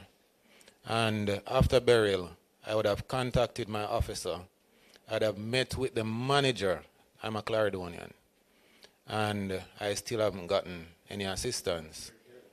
Now, I'm going to play devil's advocate again for SBAJ. I am a registered member. And the questions you're asking here, I could ask you, where do I find the information? No, I'm saying, SBAJ, where do I find the information, the hands-on information on SBAJ and what do you offer? I'm a registered member. I still haven't gotten my card, my registry card, okay? So I'm just saying to you, while you want to know these things, you have to fix what you have there. SBAJ, do you have a question, Mr. President? No, not necessarily as a response, but just the question that you had previous to. Yes, you had a question? I just want to commend the United Nations and all the stakeholders on this presentation. I think as one of the business leaders, we're better prepared for any eventuality, any hurricane that come. I listened clearly with RADA and all the other stakeholders. ODPEM, very good. But what I would like, ODPEM, if you had an information kit, you'll prepare one, and so that we can get it, so we can take it to the community and share with all our members out there. For the farming sector and tourism that we have done extensive that work. That is correct. We have a number of members also, well, in the tourism at a small level, like Airbnb and so on and so forth. But I think overall it's an excellent presentation, good presentation, and we are better prepared now for any eventuality, any hurricane than we was before. Thank you very much. Thank you, SVJ. And I in turn wanted to thank you for raising the issue of being more granular with our tips and resources and ensuring that we can, guide interested persons to the who, the what, the where, the how to get those resources. I think that's a very good point. And I think that's a challenge in case it does not yet exist, in case it does not yet have that granularity, that we can do that, revisit some of those resources. And if you have them, UNDP would like to share on an appropriate spot on our webpage as well to jump in to provide that information. I think that this was an excellent fireside chat, and I want to thank our panelists and to ask you to give them a round of applause. But we do have an input from our strawberry farmer from the top of St. Elizabeth Mountain, Santa Cruz, Miss Trishana. All right, so I'm a small-scale strawberry farmer, and so often I've called down by RADA office in Santa Cruz, in St. Elizabeth, but I haven't got any good response as to what does RADA offer small-scale strawberry farmers. Thank you, Trishana. Well, during and after Hurricane Beryl, almost entire greenhouse infrastructure in St. Elizabeth, Manchester had been wiped out, except few. So I want to say to you, unfortunately, I'm hearing that if you report it and you didn't get any feedback from your RADA extension agent, but for entire greenhouse sector, especially St. Elizabeth, Clarendon, and Manchester, and to some extent St. Anne, there was a significant support in terms of the plastic material to restart.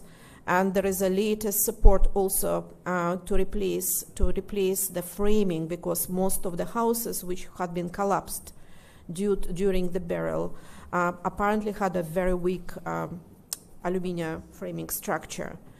So can I just, not now, but after this meeting, I will take your name and we will re-engage you to see what else we can support. But I know majority of the farmers, I do recall a list of 180 plus farmers who got support under the Beryl.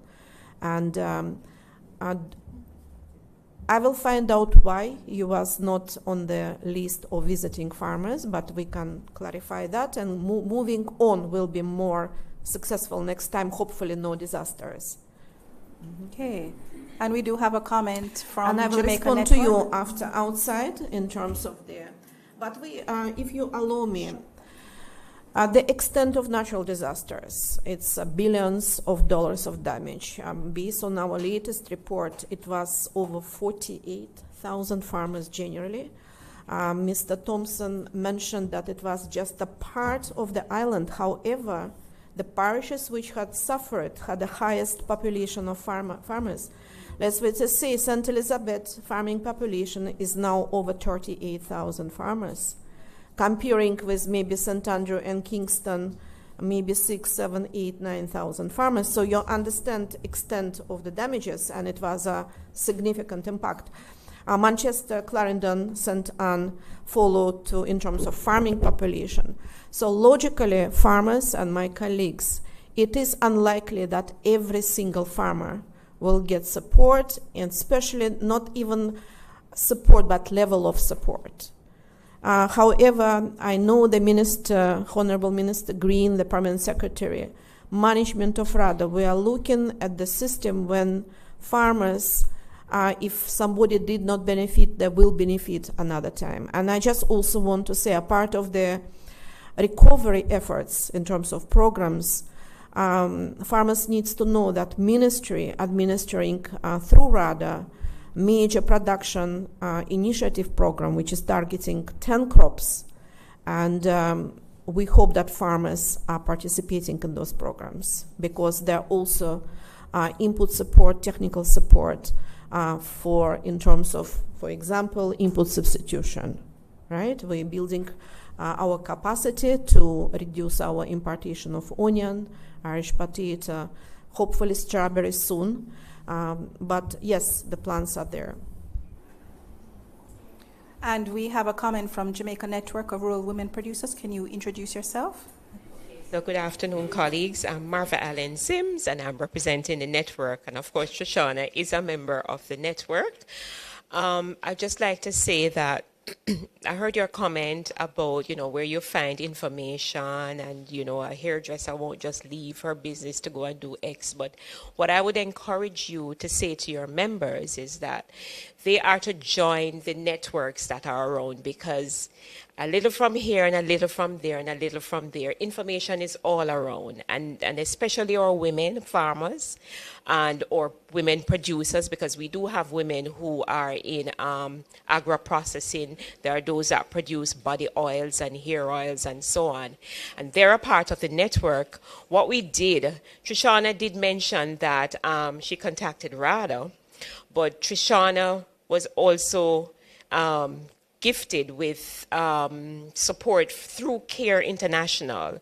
So she got resources from there to get her farm up and running. She got water tank and other things. So what I do is to ask you to encourage your members to join the Jamaica Network of Rural Women, because we do get support from international partners, regional partners as well. So a little from here and a little from there can get them up and running with their businesses, for them to get back into production and to help us with food security. A lot of our members are into farming, as you know, but they are also into other things. Thank you so much. We'd like to also raise the possibility of maybe a collaboration between the SPAJ and other responsible organizations to come up with that granular list of resources, something as a project that SPAJ can undertake to provide that level of guidance for your members. I think that's something that you could take on and share with us, please, when you're ready. I think we're not at the end of Fireside 1, and we're almost supposed to be at the end of the entire event. I just wondered if you could hold that question until the end. We promise to come back to it, and just want to thank the panelists. Please give them a round of applause once again as we invite Miss Michelle Edwards and Miss Rochelle from the Ministry of Culture, Gender, Entertainment and Sports. Rochelle Graham Barnes. Please sit on either side of me. Miss Michelle Edwards, is she around? Is Michelle here? Thank you.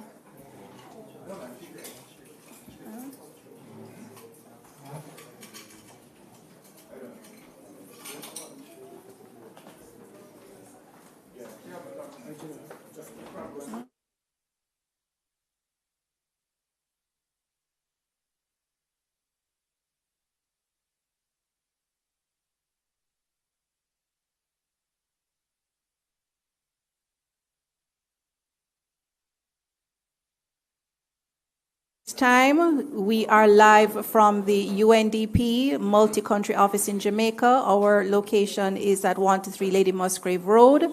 This is Hurricane Ready and Resilient, a forum for micro, small, and medium enterprises, focusing on their hurricane preparation and recovery, and focusing on their resilience in order to become hurricane resilient. If you are joining us via our social media channels on Facebook and on YouTube, we encourage you to share the live, to make your comment, to share using the hashtag Hurricane Resilient with a T.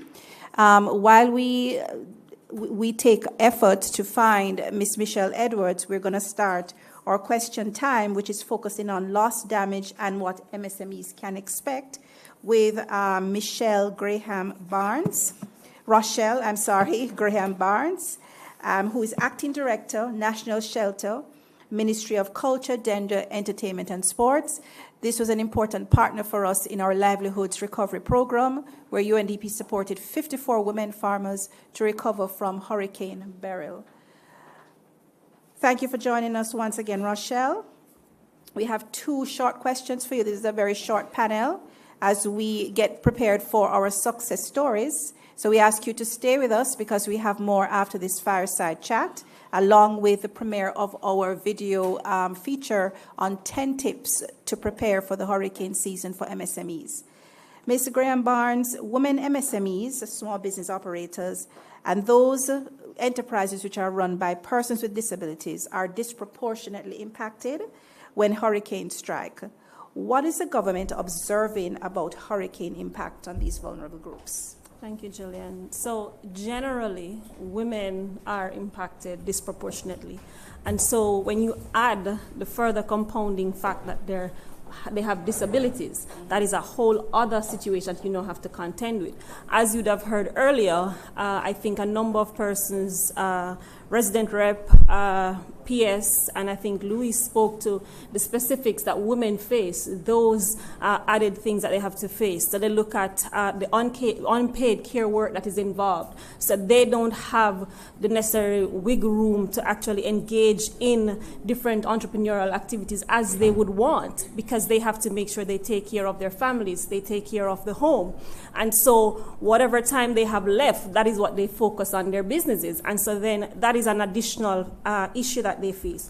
Also, what we're seeing is that when you have natural disasters, when you have disasters like a Hurricane Beryl, most or all of their livelihood is completely lost. And as you'd have heard as well, I saw in the video that was produced earlier, she said there was no fatherly support in the home.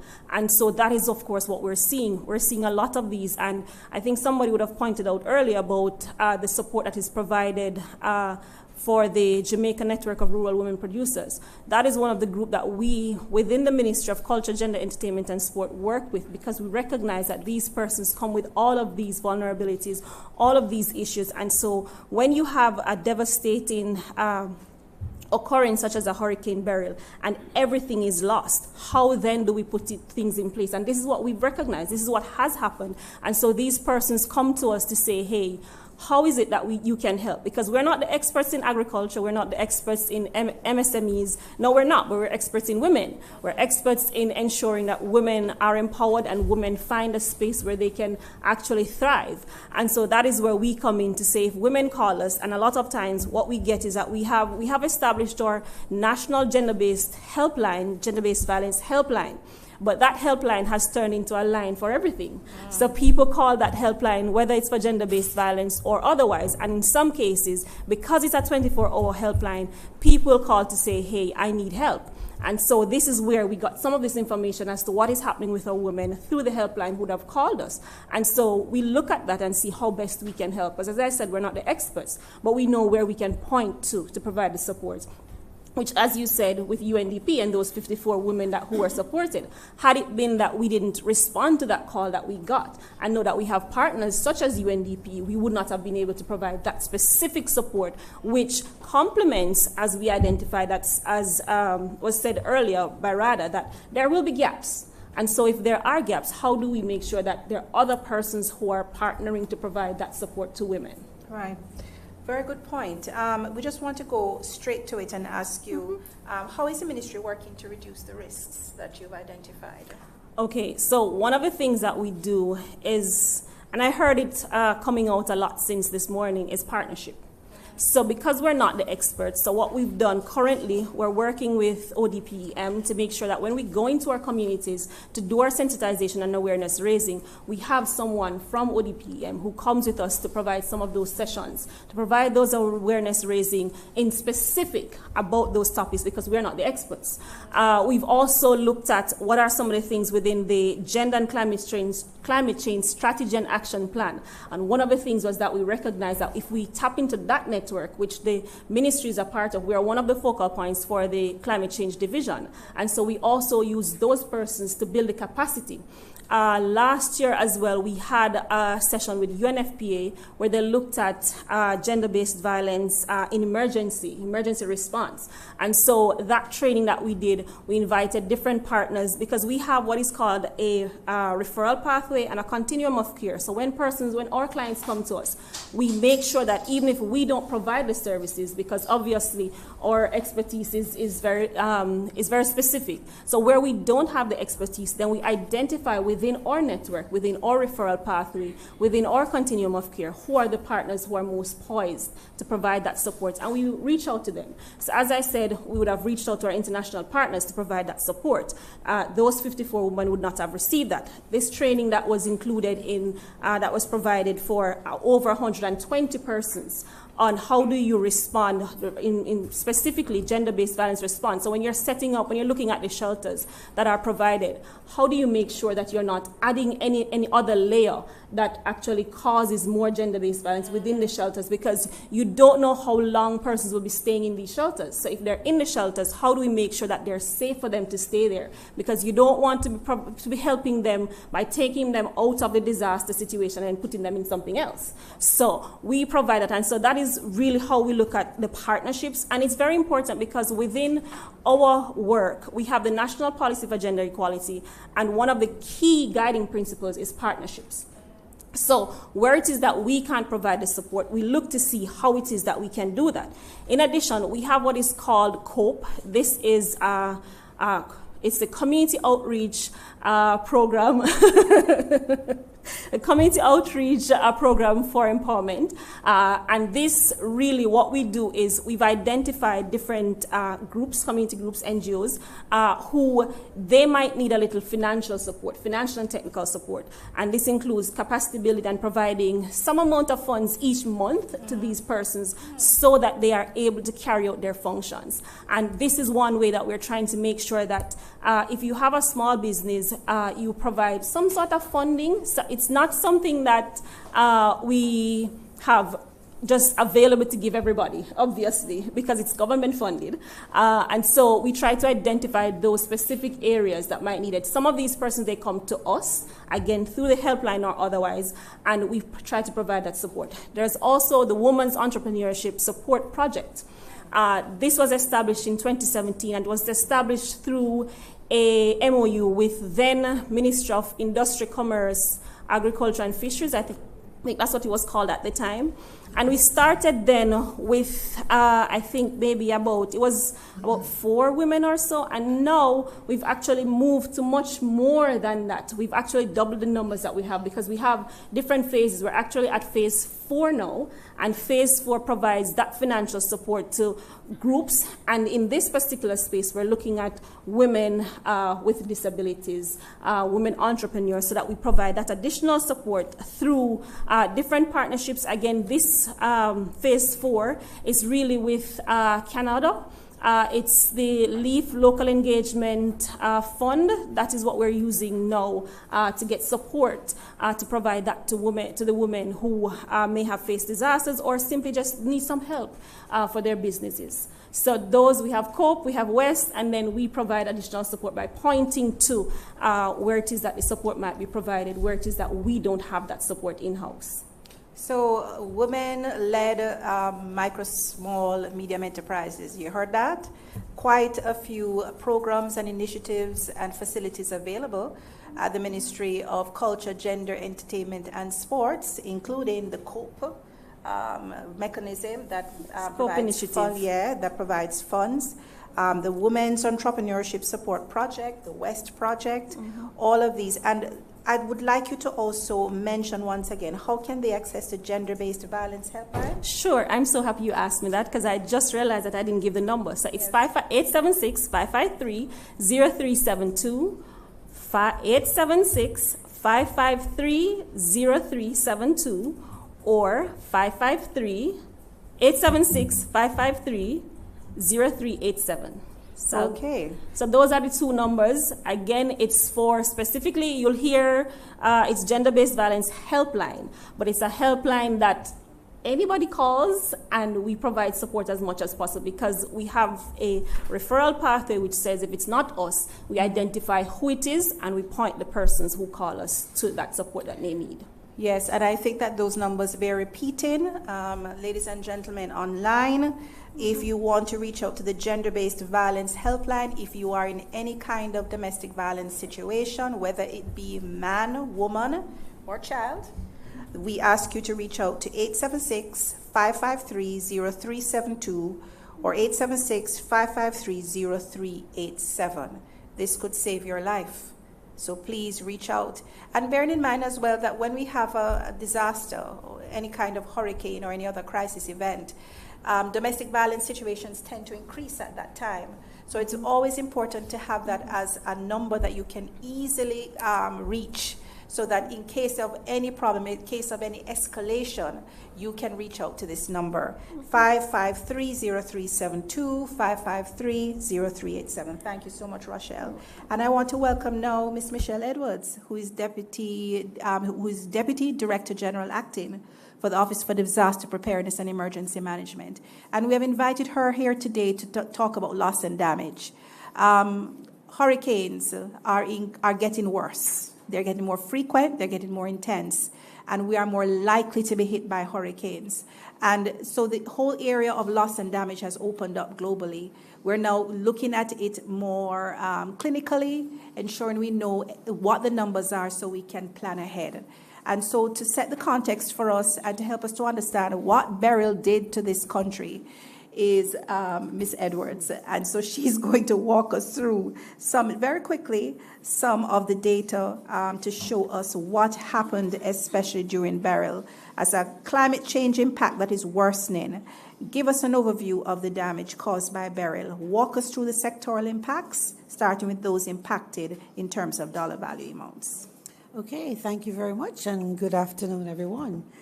Hurricane Beryl. Hurricane Beryl, in terms of the damage, that it caused on Jamaica, we're looking at a total of approximately $56.7 billion in damage. And that damage cost would have come about from the various assessments that are done by various ministries, departments, and agencies as they go out and they do their damage assessment. We heard from the presentation before where RADA would have spoken about going out and doing a damage assessment after the impact of the hurricane. And that damage assessment really, takes, it's a process that it's global in terms of across all of Jamaica, where we use a standard methodology to assess the damage and so that we can quantify what the losses are. And of course, we can also determine the needs, because after we have a disaster, then, we have various avenues and pathways for assistance, but that is guided by the needs, the damage and the needs assessment that is done. And then to add to that, there is the steps in the damage assessment process. We have the initial damage assessment, then we have the detailed damage assessment, and then we have the post damage assessment and needs and damage assessment. And in that final leg of the damage assessment is where we have the dollar value losses and the GDP part of it being applied. And Hurricane Beryl, that $56.7 billion in damage, when we look at the various sectors that have been impacted, the social sector, we have a total of $29.6 in damage to the social sector. And the social sector includes, like your schools, your Ministry of Education. They would have, the assessments done on schools damaged would have formed a part of that total. And we have some 330 schools that required repairs after Beryl, and that total in damage was in the region of $3.6 billion. And of course, Hurricane Beryl occurred in the summer break. So it gave us a chance to, do some. It did cause less disruption for sure in the school system. What were the other sectoral impacts? Dollar value. The other sectoral impacts for the productive sector, which MSSEs would fall under, the impact was in the region of $8.7 billion in damage. Infrastructure was 5.6, and what they call cross-cutting, a cross-cutting area is in the region of about $2.8 billion in damage. And these damage figures would have come out of the post-disaster needs assessment that was done after Hurricane Beryl and prepared by the PIOG. So, and of US course... dollars? US dollars or Jamaican dollars? Jamaican dollars. And, okay. and of course, this is data that is provided by the various ministries, departments, and agencies that would have done their assessments after the impact of the hurricane. In terms of, I just wanted to highlight for the productive sector in particular, since we are looking at the topic that we are today, that the agriculture and the fisheries sector, they sustained severe damage. We all know that of course, the hurricane passed in the southern section of the island, and so, your parishes like Clarendon and Manchester and St. Elizabeth significantly affected. So we had over 48,000 farmers that were impacted, and over 11,000 fishers that were impacted, and some over 23,000 hectares of land that was impacted, along with livestock. And so the damage and loss for that sector alone is in the region of $6.5 billion. So that is very important data. Thank you so much for sharing with us, Ms. Edwards. Yes, please. You mentioned in your presentation. Can you share the mic and just introduce yourself once more before you ask your question? Garnet Reed. I'm president of the Small Business Association of Jamaica. You mentioned in your presentation that over 48,000 farmers was affected by the hurricane. Out of that 48, how many of those people have get some type of compensation? I know my good member here said after Hurricane Beryl, he have yet to get any form of assistance. Yes, so RADA was here before, and this is a different panel. Right. So this is ODPEM, and they're presenting on loss and damage wouldn't have in any. general. She wouldn't have any information. I think RADA would have been the one to have asked that question. Yes. Yes. Here we go. I forgot they were here. Recovery program aimed to assist 60% of farmers who've been documented as those 48,000. So, and it is basically telling you that there is no program which can assist to all of the farmers, but out of those 48, more than 60%. There are no what? No, but I'm saying that if the data, which is, you heard, 48,000 affected farmers, the Beryl Recovery Program aimed to assist 60% of those farmers, but it was actually a little bit more than 60.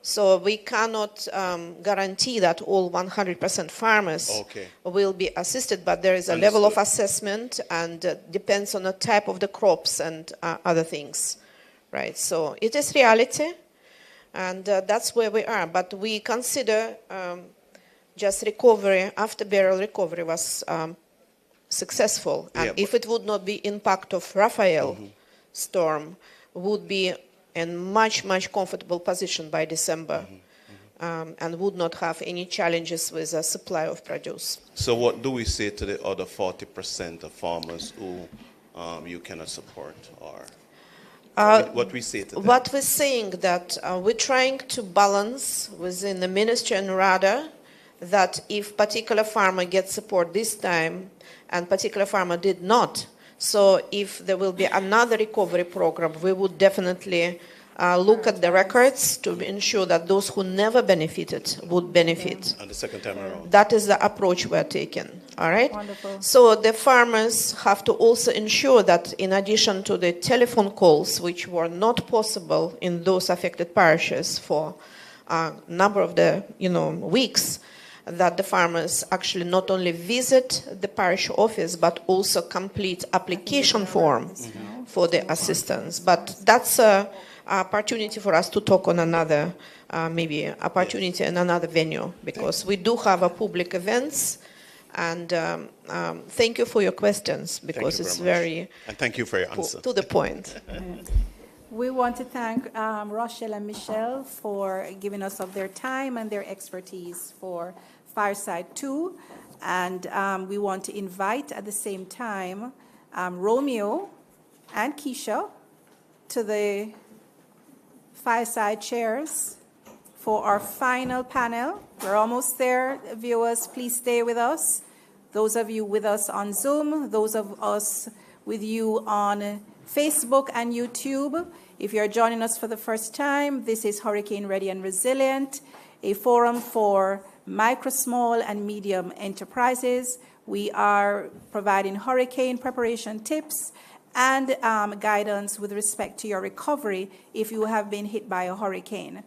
We have been joined by a number of experts. We have just finished 2 fireside panels, and we are now on to the final fireside panel, which is the success stories. We are going to be talking to 2 persons, 2 small business owners who have been through it. They have survived a hurricane, and they have recovered, and they're applying disaster risk principles. I think we want to just now take a lot of what we have learned and to see how it practically applies. Can someone help to escort Keisha Wint to the front? Nikisha, can you, she's getting help? Okay. So we ask her to come to the front.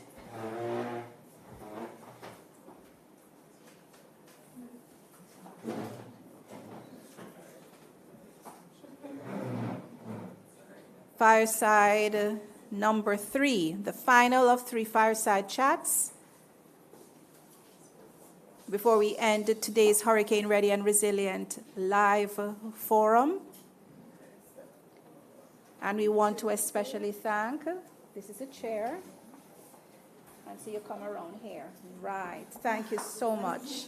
Thank you so much for your support, and thank you, you look so beautiful in blue. We want to welcome Keisha Wint from Manchester. She's a poultry farmer. And I want to thank Romeo Mitchell. He's the CEO of Paradise Blends, which is a spice company. They have been through hurricanes, viewers and audience here on location. And they have quite a bit to share with us. As you explore loss and damage for micro, small, and medium enterprises, we think that their experience is something that would be of interest to persons here on location and online. Keisha, I have the first question for you. Tell us about yourself and your business, first of all. Okay, so my name is Keisha Wint, and I'm from southern Manchester. So I am a poultry farmer, and I've been doing this since 2010.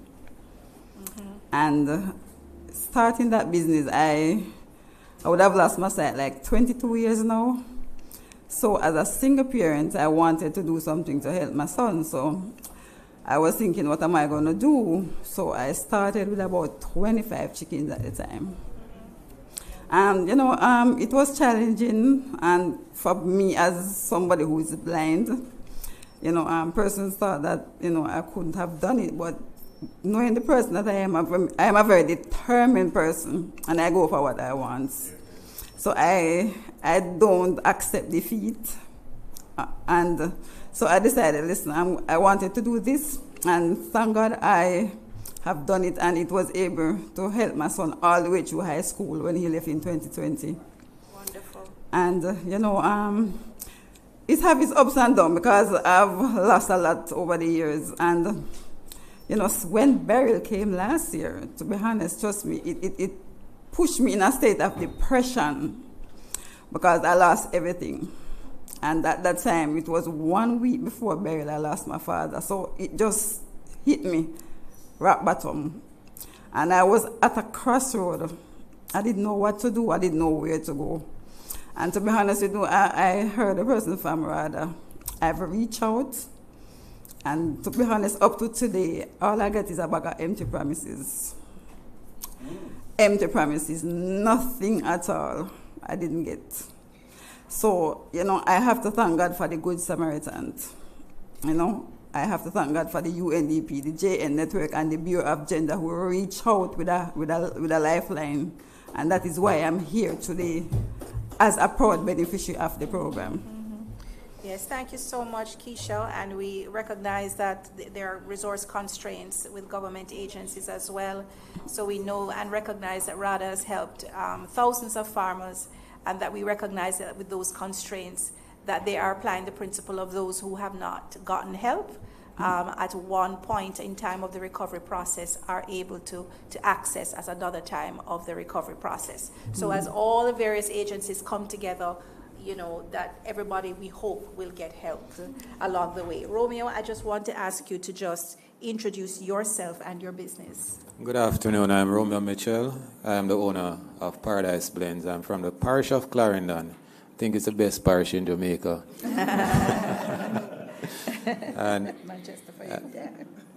yes, so I do natural herbs and spices, specifically cayenne pepper, cinnamon, basil, oregano, parsley. Recently started doing juices. I do turmeric with pineapple, turmeric with mango, and I am venturing into teas, and I do soursop leaf powder, and I also do moringa powder, and I'm just loving this niche market, just loving it. So, Keisha, I'm going to take this back to you now. How have hurricanes impacted your business over the years? I know Beryl impacted you. And if it was another hurricane, collectively, how have they impacted your business over the years? And what did this mean for you and your family? It impacted me a lot financially and as a single parent. And for me personally, I have lost a lot because the medical bills was piling up everything because for me, I have health issues that I have to spend thousands of dollars like every month.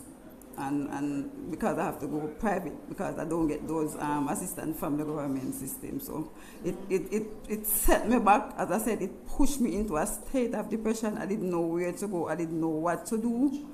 So, you know, I trust me, Beryl, even though, you know, I cuss out Beryl and all these things when she come, but I still have to give God thanks for her. You know, because if it wasn't for Beryl, we wouldn't have gotten this opportunity. And, you know, I said to myself, you know, this is our moment. And I embrace it a lot because, you know, we're not going to have another Beryl, so we appreciate the opportunity that we got. You understand? Yeah, because I because she do my bad. And, you know, she threw us out in deep waters. And, you know, I'm happy for the support, the lifeline that we got, you know. Even the team came out and they threw a life jacket, and that is the reason why we are here. You know, they didn't left us to drown. So I'm very grateful because, trust me, it was very devastating. I lost every single thing, and, you know, the little saving that you save, you have to spend it up on everything. So it was a great loss for me. Romeo, we throw the same question to you as we seek to understand how this hurricane impacted small business operators like yourself. How have the hurricanes impacted you over the years, and what did this mean for you and your family? So before answering the question, let me just say that I started my business right in the kitchens of RADA in Clarendon. So I have to give kudos to RADA for that, all right? And also SDC, who has been helping me over the years. And how has Beryl and hurricanes over the years has affected me?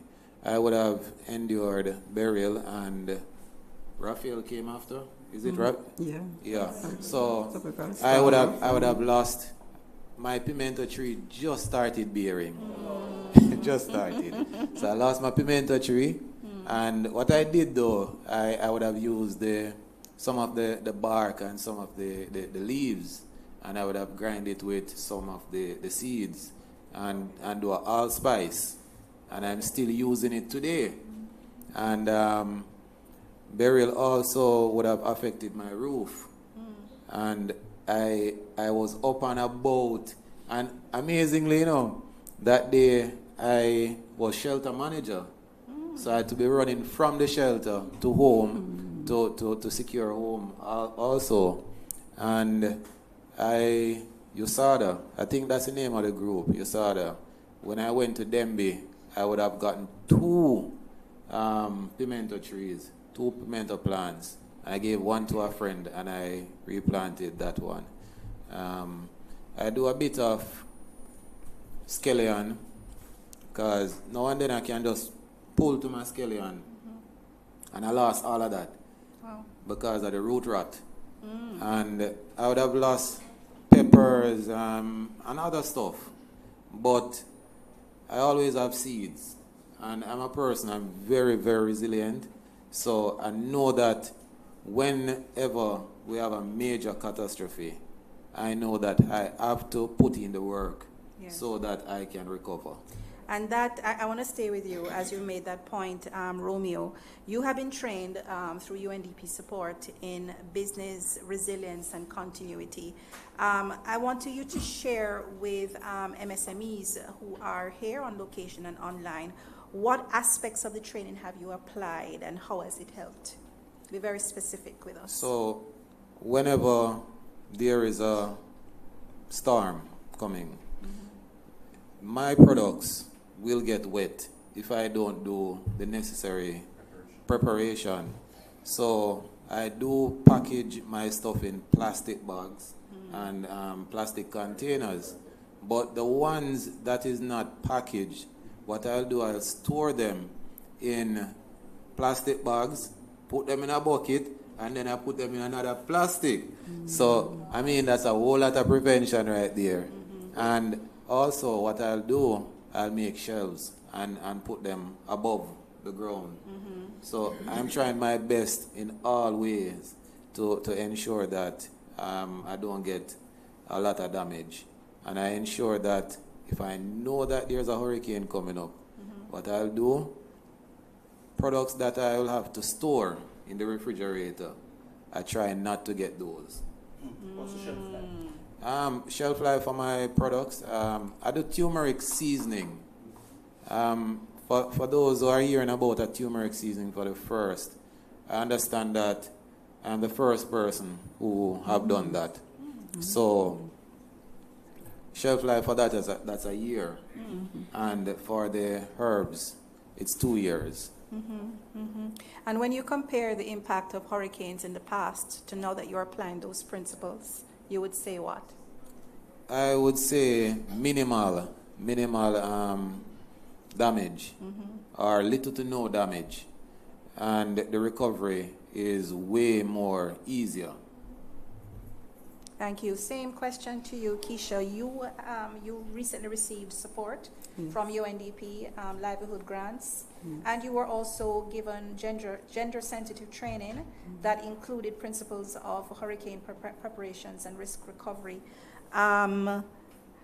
I don't think you've been able to apply any aspects of those training as yet, obviously, because we've not had a hurricane since then that may have impacted you. But what were some of the principles in training that really stood out to you and that you appreciated?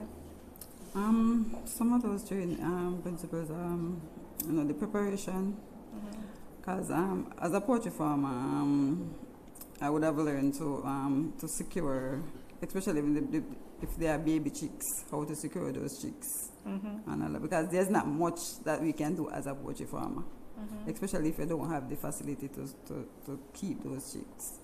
So, it's still work in the making, so I'm still trying to, get some of those things together. As you said that, Keisha, I just wanted RADA to respond to that, because I do know that there are aspects of what they shared about any livestock that you may have. RADA, Keisha has poultry. She lost all of her poultry in the recent Hurricane Beryl. She doesn't have a lot of space. Do you have any advice for her and for other poultry farmers or what they can specifically do to help to save their livestock? All right, for poultry farmers, you have a small chicken house, you said, right? Yes. Do you have facilities indoor, like a veranda that you could enclose or anything like that? Because once it's a small facility, it's just a few chickens, so you can safeguard them inside. Other than that, you'll have to ensure that the housing is secured. Yeah. What about the kitchen? Is that the kitchen? Whichever facility you have that you can take them indoor. A friend's house? A friend's veranda. Just the one there. So we're putting it out there because we know a number of small poultry farmers may not have those facilities. So we just urge to start to think about it. Right. That even if you don't have, that facility, where can you get that facility? Who can you talk to save your chickens? Because when we were going through the country, as a UNDP team throughout, we met so many poultry farmers who lost 100% of their stock. And so this is a question that we have to confront and ask people to now just start to think very carefully of what you will do next time when you hear we're going to get a direct hit from a hurricane. Go ahead. Right. And what you can also do is to speak to the livestock officer at the RADA office, and they can come and assist you with doing an assessment in terms of giving you tips in terms of what to do, how you can better secure your facility that you have there, or just to look around in the surrounding in terms of what can be done to reinforce that facility that you have presently. We have Trishana from St. Elizabeth, Santa Cruz Mountains, Potsdam District, right. So, Trishana, you lost most of your plants and your flowers. I don't know how much you've heard, but what do you think you would do differently based on what you've heard today? So what, don't know what your name is, from RADA, she encouraged that we keep poultry, but my flowers were in my house. Oh, you kept them in your house? Yes, I kept some in the house, and some was in the greenhouse, and some were other places, but the roof went for the house, so they were still damaged. So what I would encourage to do is to have seedlings and extra potting soil and trays, so we could start over. Yes, yes. Another point shared by RADA. Thank you so much. Thank you so much. What has helped you recover, Romeo, you would think, and how has business been since then? Apart from just applying those principles, what else you feel combined has helped you recover? Okay, so as I said earlier, my favorite go-to ministry is the Ministry of Labor and Ministry of Local Government, and that is specifically the SDC, as I'm a local economic initiative under their group, and as such, even after Beryl, the first call I would have gotten is from my officer, Mr. Anderson. He's the local economic lead SP officer. So they would channel me through how to get grants. So if it's a case where I need a grant, they would channel me through that. And the Ministry of Local Government, with the path section, there's grants there. And as I'm looking at my friend here, I'm just realizing that there is a disability unit that would help her so much. You understand? And today would have really shown that there is so many policies that the government has. But how does it reach the people? Who need it most? That is a question. And I remember, and I'm just deviating a bit. No, that's okay. And I would have seen people in my community that needs a help, and I called the manager for RADA, and he came with the officer, and they wanted to raise chickens, but they don't have a chicken coop. And RADA does not usually build these facilities. And they were willing to build a facility. But the reality is that the condition that they are living in, it is not hygienic for them to even raise chickens. You understand? Well, as I said, there are many policies out there that will help, but how to tell or how to get the information to the person. Because the truth is, we have the smartphones, and many of us are not using it smartly. Yes. And that's true, Romeo. You also can get in touch with the Development Bank of Jamaica. The Development Bank of Jamaica, who help farmers, budding farmers, upcoming startup. They have a program that assists budding farmers. The startup initiative. Right. Go ahead, Marina. I'm waiting for question and answer sessions, but my colleague brought something very important. I think it's very, very, it would be very, very impactful if UNDP or any affiliated organization help to the farmer, sorry, not to the farmer association, to the small business associations to build up mobile platform so they can basically communicate with their farmers, providing information, linking them to other mobile platforms like RADA mobile app when you can get a lot of information. So we have to recognize that use of the WhatsApp, for example, it is day-to-day activities for RADA extension officers. We have WhatsApp for the farmer clusters, for the farmer groups, individual farmers. So this is something very, efficient in terms of passing of information and sharing information. So I'm very appreciative that you mentioned that we have tools that we are not using, but small entities like yours probably will not be able to develop themselves, but you can put a concept note maybe to your UNDP or some other funding agency to help to build up that online platform. Because really and truly, mobile phones is there today and tomorrow feature, and we need to use it. Yeah.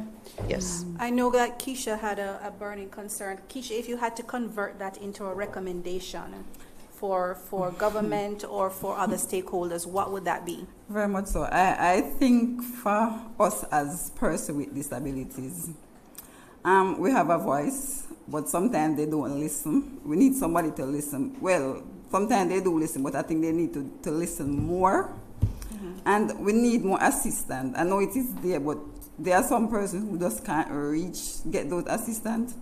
I think they need to push more for us as persons with disability, because sometimes they feel as if because we have our disabilities, we have no place in society. They push us aside. We can't do anything because, we have some doubtful Thomas out there, and they feel as if though we have a disability, there is nothing we can do for ourselves. But that's a lie. And I want those persons out there who have a disability, listen, don't let your disability define you. Don't let it stop you from achieving what you want to do.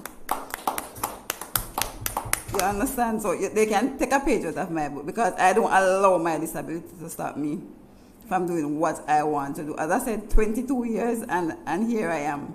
I never let it I've got depressed at times, but I push myself, because to be honest, I don't like to beg.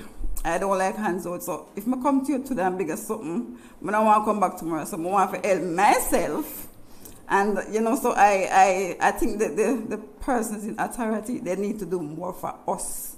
Because information is out there, yes, and it's a good thing. I do my research and get information when I want it. Because even when Hurricane Beryl came last year, nobody reached out to us from my community and said, okay, in case you want to go to a shelter or something, as a person with disability, this is where you go or what. Nobody. I have to do all the research myself. You understand? So, yes, the smartphone is good and it's a good thing. I get the information myself and know what to do. So I think they need to do more. We belong here and we're going to stay here. Not because we have a disability. Listen, we didn't go there and bought it. And so we need more assistance. And I might a lot of persons don't have the opportunity that I have. There are persons out there who have their disabilities and they don't know what to do. They just tell themselves, look here, I have my disability and there's nothing we can do. No, don't define yourself. Don't limit yourself. Go out there and do something with yourself, because to be honest with them, I don't like the bigger them. No, and when I see everybody person them out there are big, and even this morning I was coming, somebody stopped at the car and was begging at me. I said, then if I can do something with myself, why can't you do it? You understand? Persons need to go out there and do what they are supposed to do, because to be honest, there are times when I feel like I don't give up, but I say, no, I have my life to live, I have bills to take care of. Because let me give you an example. On 2 occasions, you know, mongoose eat the chickens. And I tell myself, and that was like years ago, I tell myself, boy, I'm not buying no more. And I go back and I say, no, I'm not make them win, you know. And I go back again and I buy them, eat it again. And I said, no, I can't afford it. Well, I say, you know, I'm going to stop because I can't afford to buy chicken for mongoose, because I can't sell mongoose. I can't eat the mongoose, so I'm going to stop. And then I said, no, I can't make the mongoose win. I'm a very determined person, because guess what? Yes. If you beat me today, I'll come back for you tomorrow. That's how determined I am. I don't take defeat. So that is why I push. I'm a very determined person. Yes. I'm very determined, and I stand up for what I want. And we have some... How did you overcome the mangoes? I use the dogs as security. Yes, so you know, sometimes when you have your disabilities, family members seems to push you aside because them feel say, because you have a disabilities, they're going to take care for you the rest of your life. No. We are capable enough. We are independent person. We want to do stuff for ourselves. So we just want the help, the assistance. So I'm just putting it out there. We have a voice, and we just want somebody to listen and to reach out. Powerful and inspirational words from Keisha, reminding us that that those with disabilities, persons with disabilities, they have a voice. They are a concern. They have a vision. They have a dreams for how, you know, they want to see their lives go. Many of them are small business operators, and they need specialized help. They need resources that are specially tailored for them. I heard Romeo speak about a disability unit within the Ministry of Local Government. So we want to reinforce that as one of the resources that has emerged in this live stream. We also want to mention others that Romeo has brought up, including through the SDC, the Local Economic Initiative, for persons who are interested in going into business. And he mentioned PATH grants for those who are in the PATH program, that they do provide grants for small business persons. And we also take a point from the RADA team about the possibility of the SBAJ building up a mobile platform that provides a lot of those resources. So a lot of good has been shared here today. As your last word to us, what kind of support, and I know some of it was mentioned here, but that which you've not mentioned yet, what kind of support do you think small business persons like yourself need to build their hurricane resilience and recovery? Romeo, but I want you to dovetail into for persons with disabilities, Keisha. But I start off with Romeo first. Okay, so Keisha says that she does not like to beg. But earlier this week, what I saw is Minister Floyd Green and my manager at RADA giving a small farmer, someone with the same disability as Keisha, defeathering machine to help with the chickens. So I am asking for Keisha. You know, I reached out to RADA just a month ago about that, and they told me that they don't have nothing in store for that right now. I asked them when, and they said they can't give me any information, and that I've reached out to them, but no, I can't tell you more specifically. The officer responded to you that way because it was probably not new financial year. So for 25-26 financial year, the livestock and the production infrastructure program will be getting support for the livestock farmers and poultry farmers specifically, including machines. So we will follow to today's meeting with to see how we can assist. And just to use this opportunity. All right, so my good friend has also mentioned that what happened that when we on a path of recovery, part of the providing support, Kisha, it's for you, even for the poultry farmers, let's say baby chicks and feed. It is required for the officers to look at the facility, because we would not provide you if you do not have a proper housing to facilitate, So I just want to say sometimes you get not getting through. I'm not talking about Kisha specifically. It's just because at the time we did not have except for Beryl, we would not have a support with a lumber and mesh, etc. Right? So if there is no sufficient square footage and facility to accommodate the birds, their life, and they need a space. So sometimes farmers are not getting through. I think, can we, yes, and before you say that, Keisha, I just wondered if we can connect you to Keisha, that maybe she needs a number from one of you. Since she said she has so many. Okay, Keisha, all right. But I think she needs a win with RADA.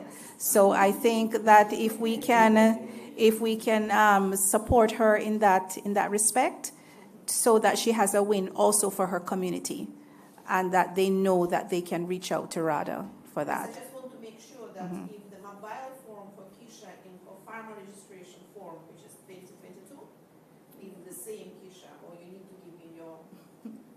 Is that the same person, Kisha? Well, it depends on the district. Because they have a lot of Kisha wins in that year.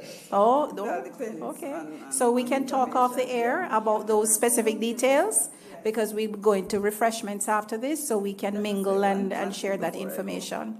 All right, go ahead, Kisha. So as she was saying, space, I just want to put it out there. I have to thank the team, because when I rebuilt my coop, right now my coop can hold up to 300 baby chicks. And to be honest, I don't have enough right now to sell, because persons have been calling me, so I still need more. So anybody that I listen can assist. I'm putting it out there. Still need it. Yes. Kisha, you received grants and training through the UNDP Beryl Livelihoods Recovery Program. Tell us exactly what you received and how things are going. Okay, so I've gotten assistance to rebuild the coop, and I got 100 chickens. And that was in December, and since then it has been good. I can save a little more profit, because since Beryl, they send up the chicken price a little bit, so you're getting a little bit more money, so I can be able to save a little bit more. No, it has been good, and as I said, I don't have enough to sell, because even before the already persons have been calling for others, so I still have a lot of room for more. So business has been good, and to save some more, because right now I have a house that I'm finishing, that my father died and leave, and so the savings I have to put it towards that. So I have to get it done by now in December. So it has been good, and I'm doing this because of the chickens that I have now. As I said, I get a little more profit, so I can do more things with the profit that I'm earning. So I have to be grateful for UNDP, the Bureau of Gender, and the JN record, because they have been a beacon of light for us, and I just want to thank God for them, because trust me, if it wasn't for them, I don't know what would have happened. So I have to say a big thank you to the team again. We are happy for your success, Kisha. And we want to thank both you and Romeo for taking time out, for traveling all the way from Manchester to join us today. Romeo for traveling all the way from Clarendon to join us. We've learned so much from both of you today. We've learned some of the tips that you have applied in business recovery and disaster resilience training, and we have understood the importance of preparing beforehand, ensuring that you're putting in your planning, doing your risk assessments to ensure that you have a good outcome after a hurricane. We've also understood the importance of some tailored support for persons with disabilities. We're begging and asking the different agencies to just give a heed to that and see if you can maybe work with the different associations and different cooperative groups to see if we can tailor more support for that segment of MSMEs who are persons with disabilities. And of course, a more gender-sensitive approach, given that women have greater challenges in accessing capital, accessing insurance, land issues, family responsibilities, all of those which have been shared with us by the beneficiaries. Trishana, you want to share? You look like something is at the top of your head, and you have to share it. And I want to give you the mic to share it. What you want to share with us? You have the last word. And even though the last time I was up there, I'm still here. I'm giving thanks just the same. The opportunity was great. After Beryl, as what Kisha said, it was really depressing. And as a single mother of 2 children, it really had me down.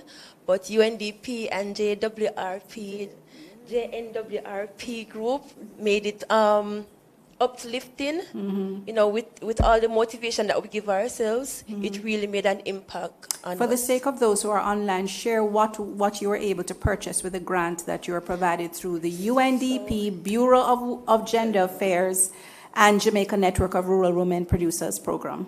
So as was stated before, I'm a small-scale strawberry farmer. Also, I do ornamental plants, flowering plants, annuals and stuff. So with my grant, I got, it was 2 acres of drip material. I got a 1,000-gallon drum, and I got a pH meter and a nutrient balance, I think it was a nutrient meter. Yes, and I got a Venturi tube, a suction tube as well. Yes. But I haven't used it because the RADA field officer hasn't come to show me all of that as well. But I'm grateful. He'll be there. Okay. But yeah, man. Okay. Yes. Okay, thank you. So a good opportunity has opened up for you. We're making connections here, and at the time when we have our refreshments, you can solidify those connections. How are things now going since you've gotten that? To be honest, I haven't used the drip a lot because we haven't had any water. There's no rainfall within almost 3 weeks now, and with the Sahara dust, it's gotten a little worse. So I haven't, and I lost a lot of plants as well. That's why I asked what RADA does for strawberry farmers. Okay, Yes. and that's a kind of a tricky plant. Yes. For our tropical environment, although she is 2,000 feet above sea level, so she's in a zone that would perhaps do well. But we can make those connections with you and the RADA team and see what can happen. Yeah, man, we have a good team here, so it will take place. Yes. All right, thank you so much, Trishana. And with that, we're wrapping up Fireside 3, and we're almost at the end, folks. Do we have any general questions, comments at this point? Yes, sir. And could you introduce your name and your organization? My name is Patrick Watson. I'm a Senior Director for Hazard Mitigation Risk Management in the Ministry of Local Government. Just before wrapping up the Fireside Chat, I just want to make a comment regarding the discussions. Very good presentation. I think the session is timely. But I'm also really impressed with the speakers, the speakers from the community level. True. The business operator, Paradise Blend, and the poultry farmer. And it sends a positive signal to local government generally. Because there you made mention of 2 entities within the Ministry of Local Government that you would have engaged and would have received service. The Social Development Commission with their local economic development initiative. The reports coming to the ministry state the challenges with this particular program, in that there's a behavioral change that is needed with small business operators. They don't think business. They don't think processes. They think what is immediately in front of them, their need. And oftentimes they shy away from engaging in processes. But you're a success story. You have benefited. You have mentioned the name of your lead officer, Mr. Anderson. Good news will be going back to that parish about the work. But you also mentioned about a shelter manager. And I say shelter managers are special people. They are special people because while everybody's heading home to secure their family, a shelter manager is heading to a shelter to protect and secure other people. That speaks volume about who the gentleman is. Can you make it specifically clear? I'm not a shelter manager. Okay. It just happened that on the day the shelter manager did not turn up. And you act as just even make it worse. You act. You still did it though. Let me say you act. You are a shelter manager for that day. Okay. But it still speaks volume. It's just to add to what Mr. Watson is saying. There is something that we take for granted a lot of times. The heart of a volunteer. Exactly. And that's what he's speaking to. Yes. Because even though you're not on the list registered as a shelter manager, You provide a service. because of your heart and your humanitarian That's right. side, you saw a need that you fulfill. You provide I a think we have service. to give you kudos for You that. provide the service. You provide the service. And say thank you Thank you. for your service. Wonderful. Yeah, sorry. I'm just want to Yeah. bring those points out because I appreciate it. as a senior member of the ministry Yeah. and as part of the disaster risk management team, my minister would be proud, my permanent secretary, if she was here, she would be saying thank you, sir, for your service. Wonderful. That's it. Wonderful. Thank Great. So we're almost there, folks. Bear with us. We're almost there. We have one more video, two more videos to share with you. And this one that we're going straight to, JIS, we hope that video is ready. It's a very short video that captures, stay where you are, that captures some of the top 10 tips for how an MSME can prepare for the hurricane season. So we are now debuting for the first time anywhere our video presentation done by UNDP. Small business operators, if a hurricane made landfall today, would you be ready? Here are 10 ways micro, small, and medium enterprises can be hurricane ready and resilient.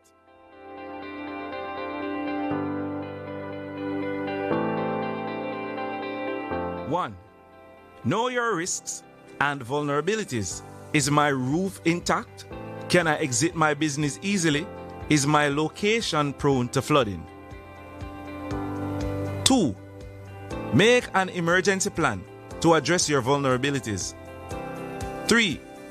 Make a listing of emergency contacts and yes, share with your team. 4. Involve your team from day one. In producing and executing the plan, your employees should know the plan. 5. Reduce your risks. Secure materials to protect your business assets. Identify a secondary location to conduct business just in case. 6. Create an emergency cash fund in case of power disruptions, as point of sale transactions may be disrupted. 7. Protect your files. Save to the cloud and digitize ahead of time. 8. Create a business continuity plan to get your business up and running quickly after a hurricane. 9. Secure your business insurance and/or to make sure business insurance coverage to ensure your operations are adequately protected. 10. Practice, practice, practice. Conduct an evacuation drill and practice executing your emergency plan. If you fail to plan, you plan to fail. UNDP invites you to start today. Small business resilience to natural disasters is crucial, not just for your family and community, but for the quick recovery and economic resilience of the nation.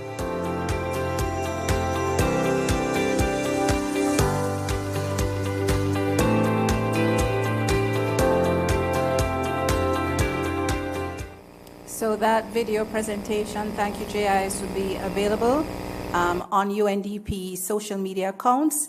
We invite you to download, we invite you to watch, we invite you to share, and we invite you again to use the hashtag Hurricane Resilient. Share it with MSMEs far and wide to get the message across, and share with them the links to other resources, other web pages available here. ODPEM, for example, would be one that has many resources that speak to that particular sector and in general for households and businesses. We have come to the end, almost, of our Hurricane Ready and Resilient Forum.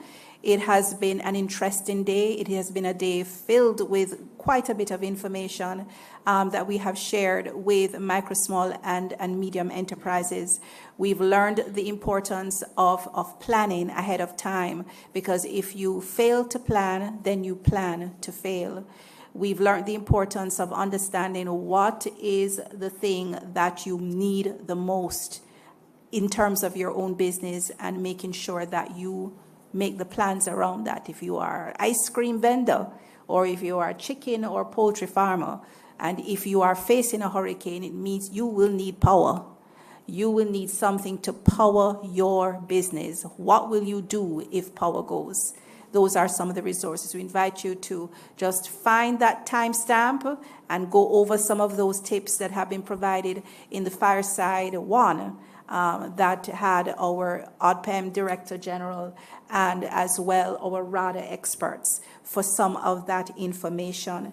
We were happy today to have a number of speakers and presenters, and we recall them and thank them so much for joining us. Marsha Henry Martin, Permanent Secretary in the Ministry of Local Government and Community Development. Harold Davis, CEO of Jamaica Business Development Corporation.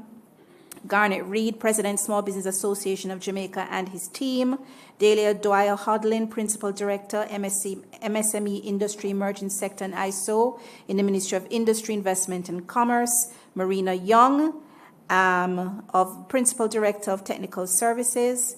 Patrick Watson, Senior Director in the Ministry of Local Government and Community Development. Michelle Edwards, Deputy Director General. Richard Thompson, Director General Acting, Office of Disaster Preparedness and Emergency Management. Dwayne Haynes of the Ministry of Industry, Investment and Commerce. Rochelle Graham Barnes, Acting Director, National Shelter, Ministry of Culture, Gender, Entertainment and Sports, and of course our UNDP staff members, those of you online on the Zoom platform, and those of you watching us live on Facebook and YouTube. It has been our absolute honor to host you for this Hurricane Ready and Resilient Forum. As we sign off today for the UNDP Multi-Country Office in Jamaica, I urge you to take every precaution in this hurricane season. Heed the hurricane warnings. Download the information produced by the ODPEM. Download UNDP special tips curated for MSMEs. But before we go, one final word from the lady bosses we showcased earlier. And these are now the lady bosses who have overcome hurricane losses. Let's take it away with the lady bosses.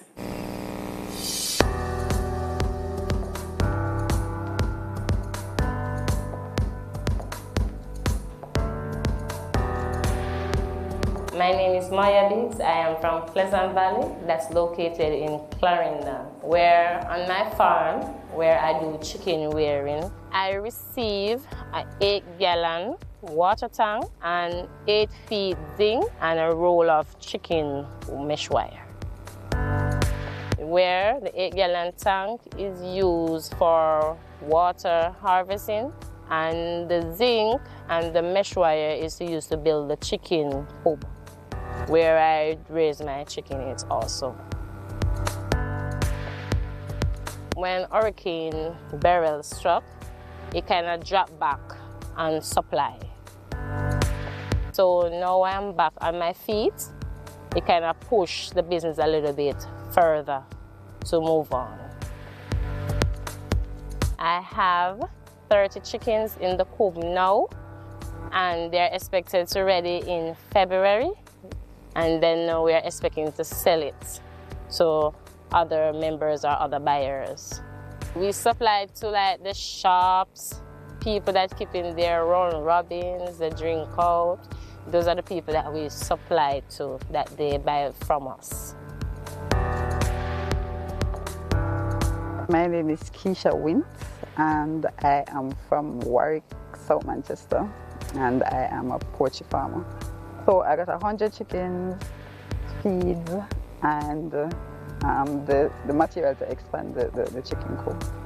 It has been good so far because the chickens have more room to, to move about, so, and that is good for them. So the expansion will help me to add more baby chicks, so I can have more chicks to sell on the market. I do have a lot of customers who I supply, so I will have more chicks so I can able to supply the market. So my name is Trishana Brown. I'm a strawberry farmer and I'm from Potsdam. So I got a 1,000-gallon drum and I got 2 acres of drip house material, and I got a venturi tube pH tester and a nutrient meter. Well, it has helped my farm because right now we're in a drought season. To be watering so many plants, it's really a humbug. So with the drip system, it's good, for the watering purpose. I just need to make more fruits to meet the market because the market is there. I started off with 2 fruits and then I could pick 8, and from my 8 I could pick a dozen, and from that dozen I could pick a pound. And for the pricing, which is it's at a good price right now, it's $3,000 a pound. Half pound is $1,500 and a quarter pound is $750. So imagine if I had at least 50 pounds right now, I could extend my farm to another level. The impact of the support has been vast. It has been huge. What I'm seeing are empowered women, women that are resilient, women that the support has allowed to build back. The support has allowed them to come out of that depression. And so now they're on the path of recovery. Now they're on the path of beaming with confidence and empowerment. This support has really assisted the women in Clarendon, St. Elizabeth, and Manchester. Apart from the provision of the grants, we will be building the capacities of 54 business owners, women business owners. And we are doing this through enhancing their financial literacy, financial management, marketing, how to boost their sales, how to build back and how to recover from the impact of Beryl. Following climate-induced disasters, it's very important to talk directly to survivors in the middle of their situation. Then reports and data, the SDGs come to life. We can't do that from our desk, but we can do that in the countryside. That's why we're here, being able to see the damage that came after Hurricane Beryl in 2024, and to talk to these brave women amplifies our understanding of the issues and the kind of interventions that we fight for. Well, my dream is that, as I said before, I really want to provide for my children, and this is the future business for them as well. And then I want to create opportunity where I can employ at least 2 more persons to help me, a male and a female. So you create good things for my community as well. I wanted to do more because I know the demand for chicken is very high. So I really want to expand the business some more in the next couple of years or so. It does a good thing for me where I can help myself and help my kids also as a farmer, and can help other women, also farmers, can impact them to move from where they are to a next point in life. We face a lot of challenges, especially as a person with disabilities, and there are times when you ask for assistance, they feel that if, because you have a disability, it's like you can't earn for yourself, so I think they can do more to help us as a person with disabilities and as a female. We're learning so much, how vulnerable persons can fall off the radar if we don't make an extra effort to include them when crises strike, how small-scale interventions can make a difference more than we would imagine, and how partnerships with government and NGOs and communities at the local level are crucial to get to results. As UNDP implements our country program in Jamaica, we'll continue to invest in the kind of interventions that build the resilience of our most vulnerable groups, and to advocate for the resources and consideration that will ensure that no one is left behind. you.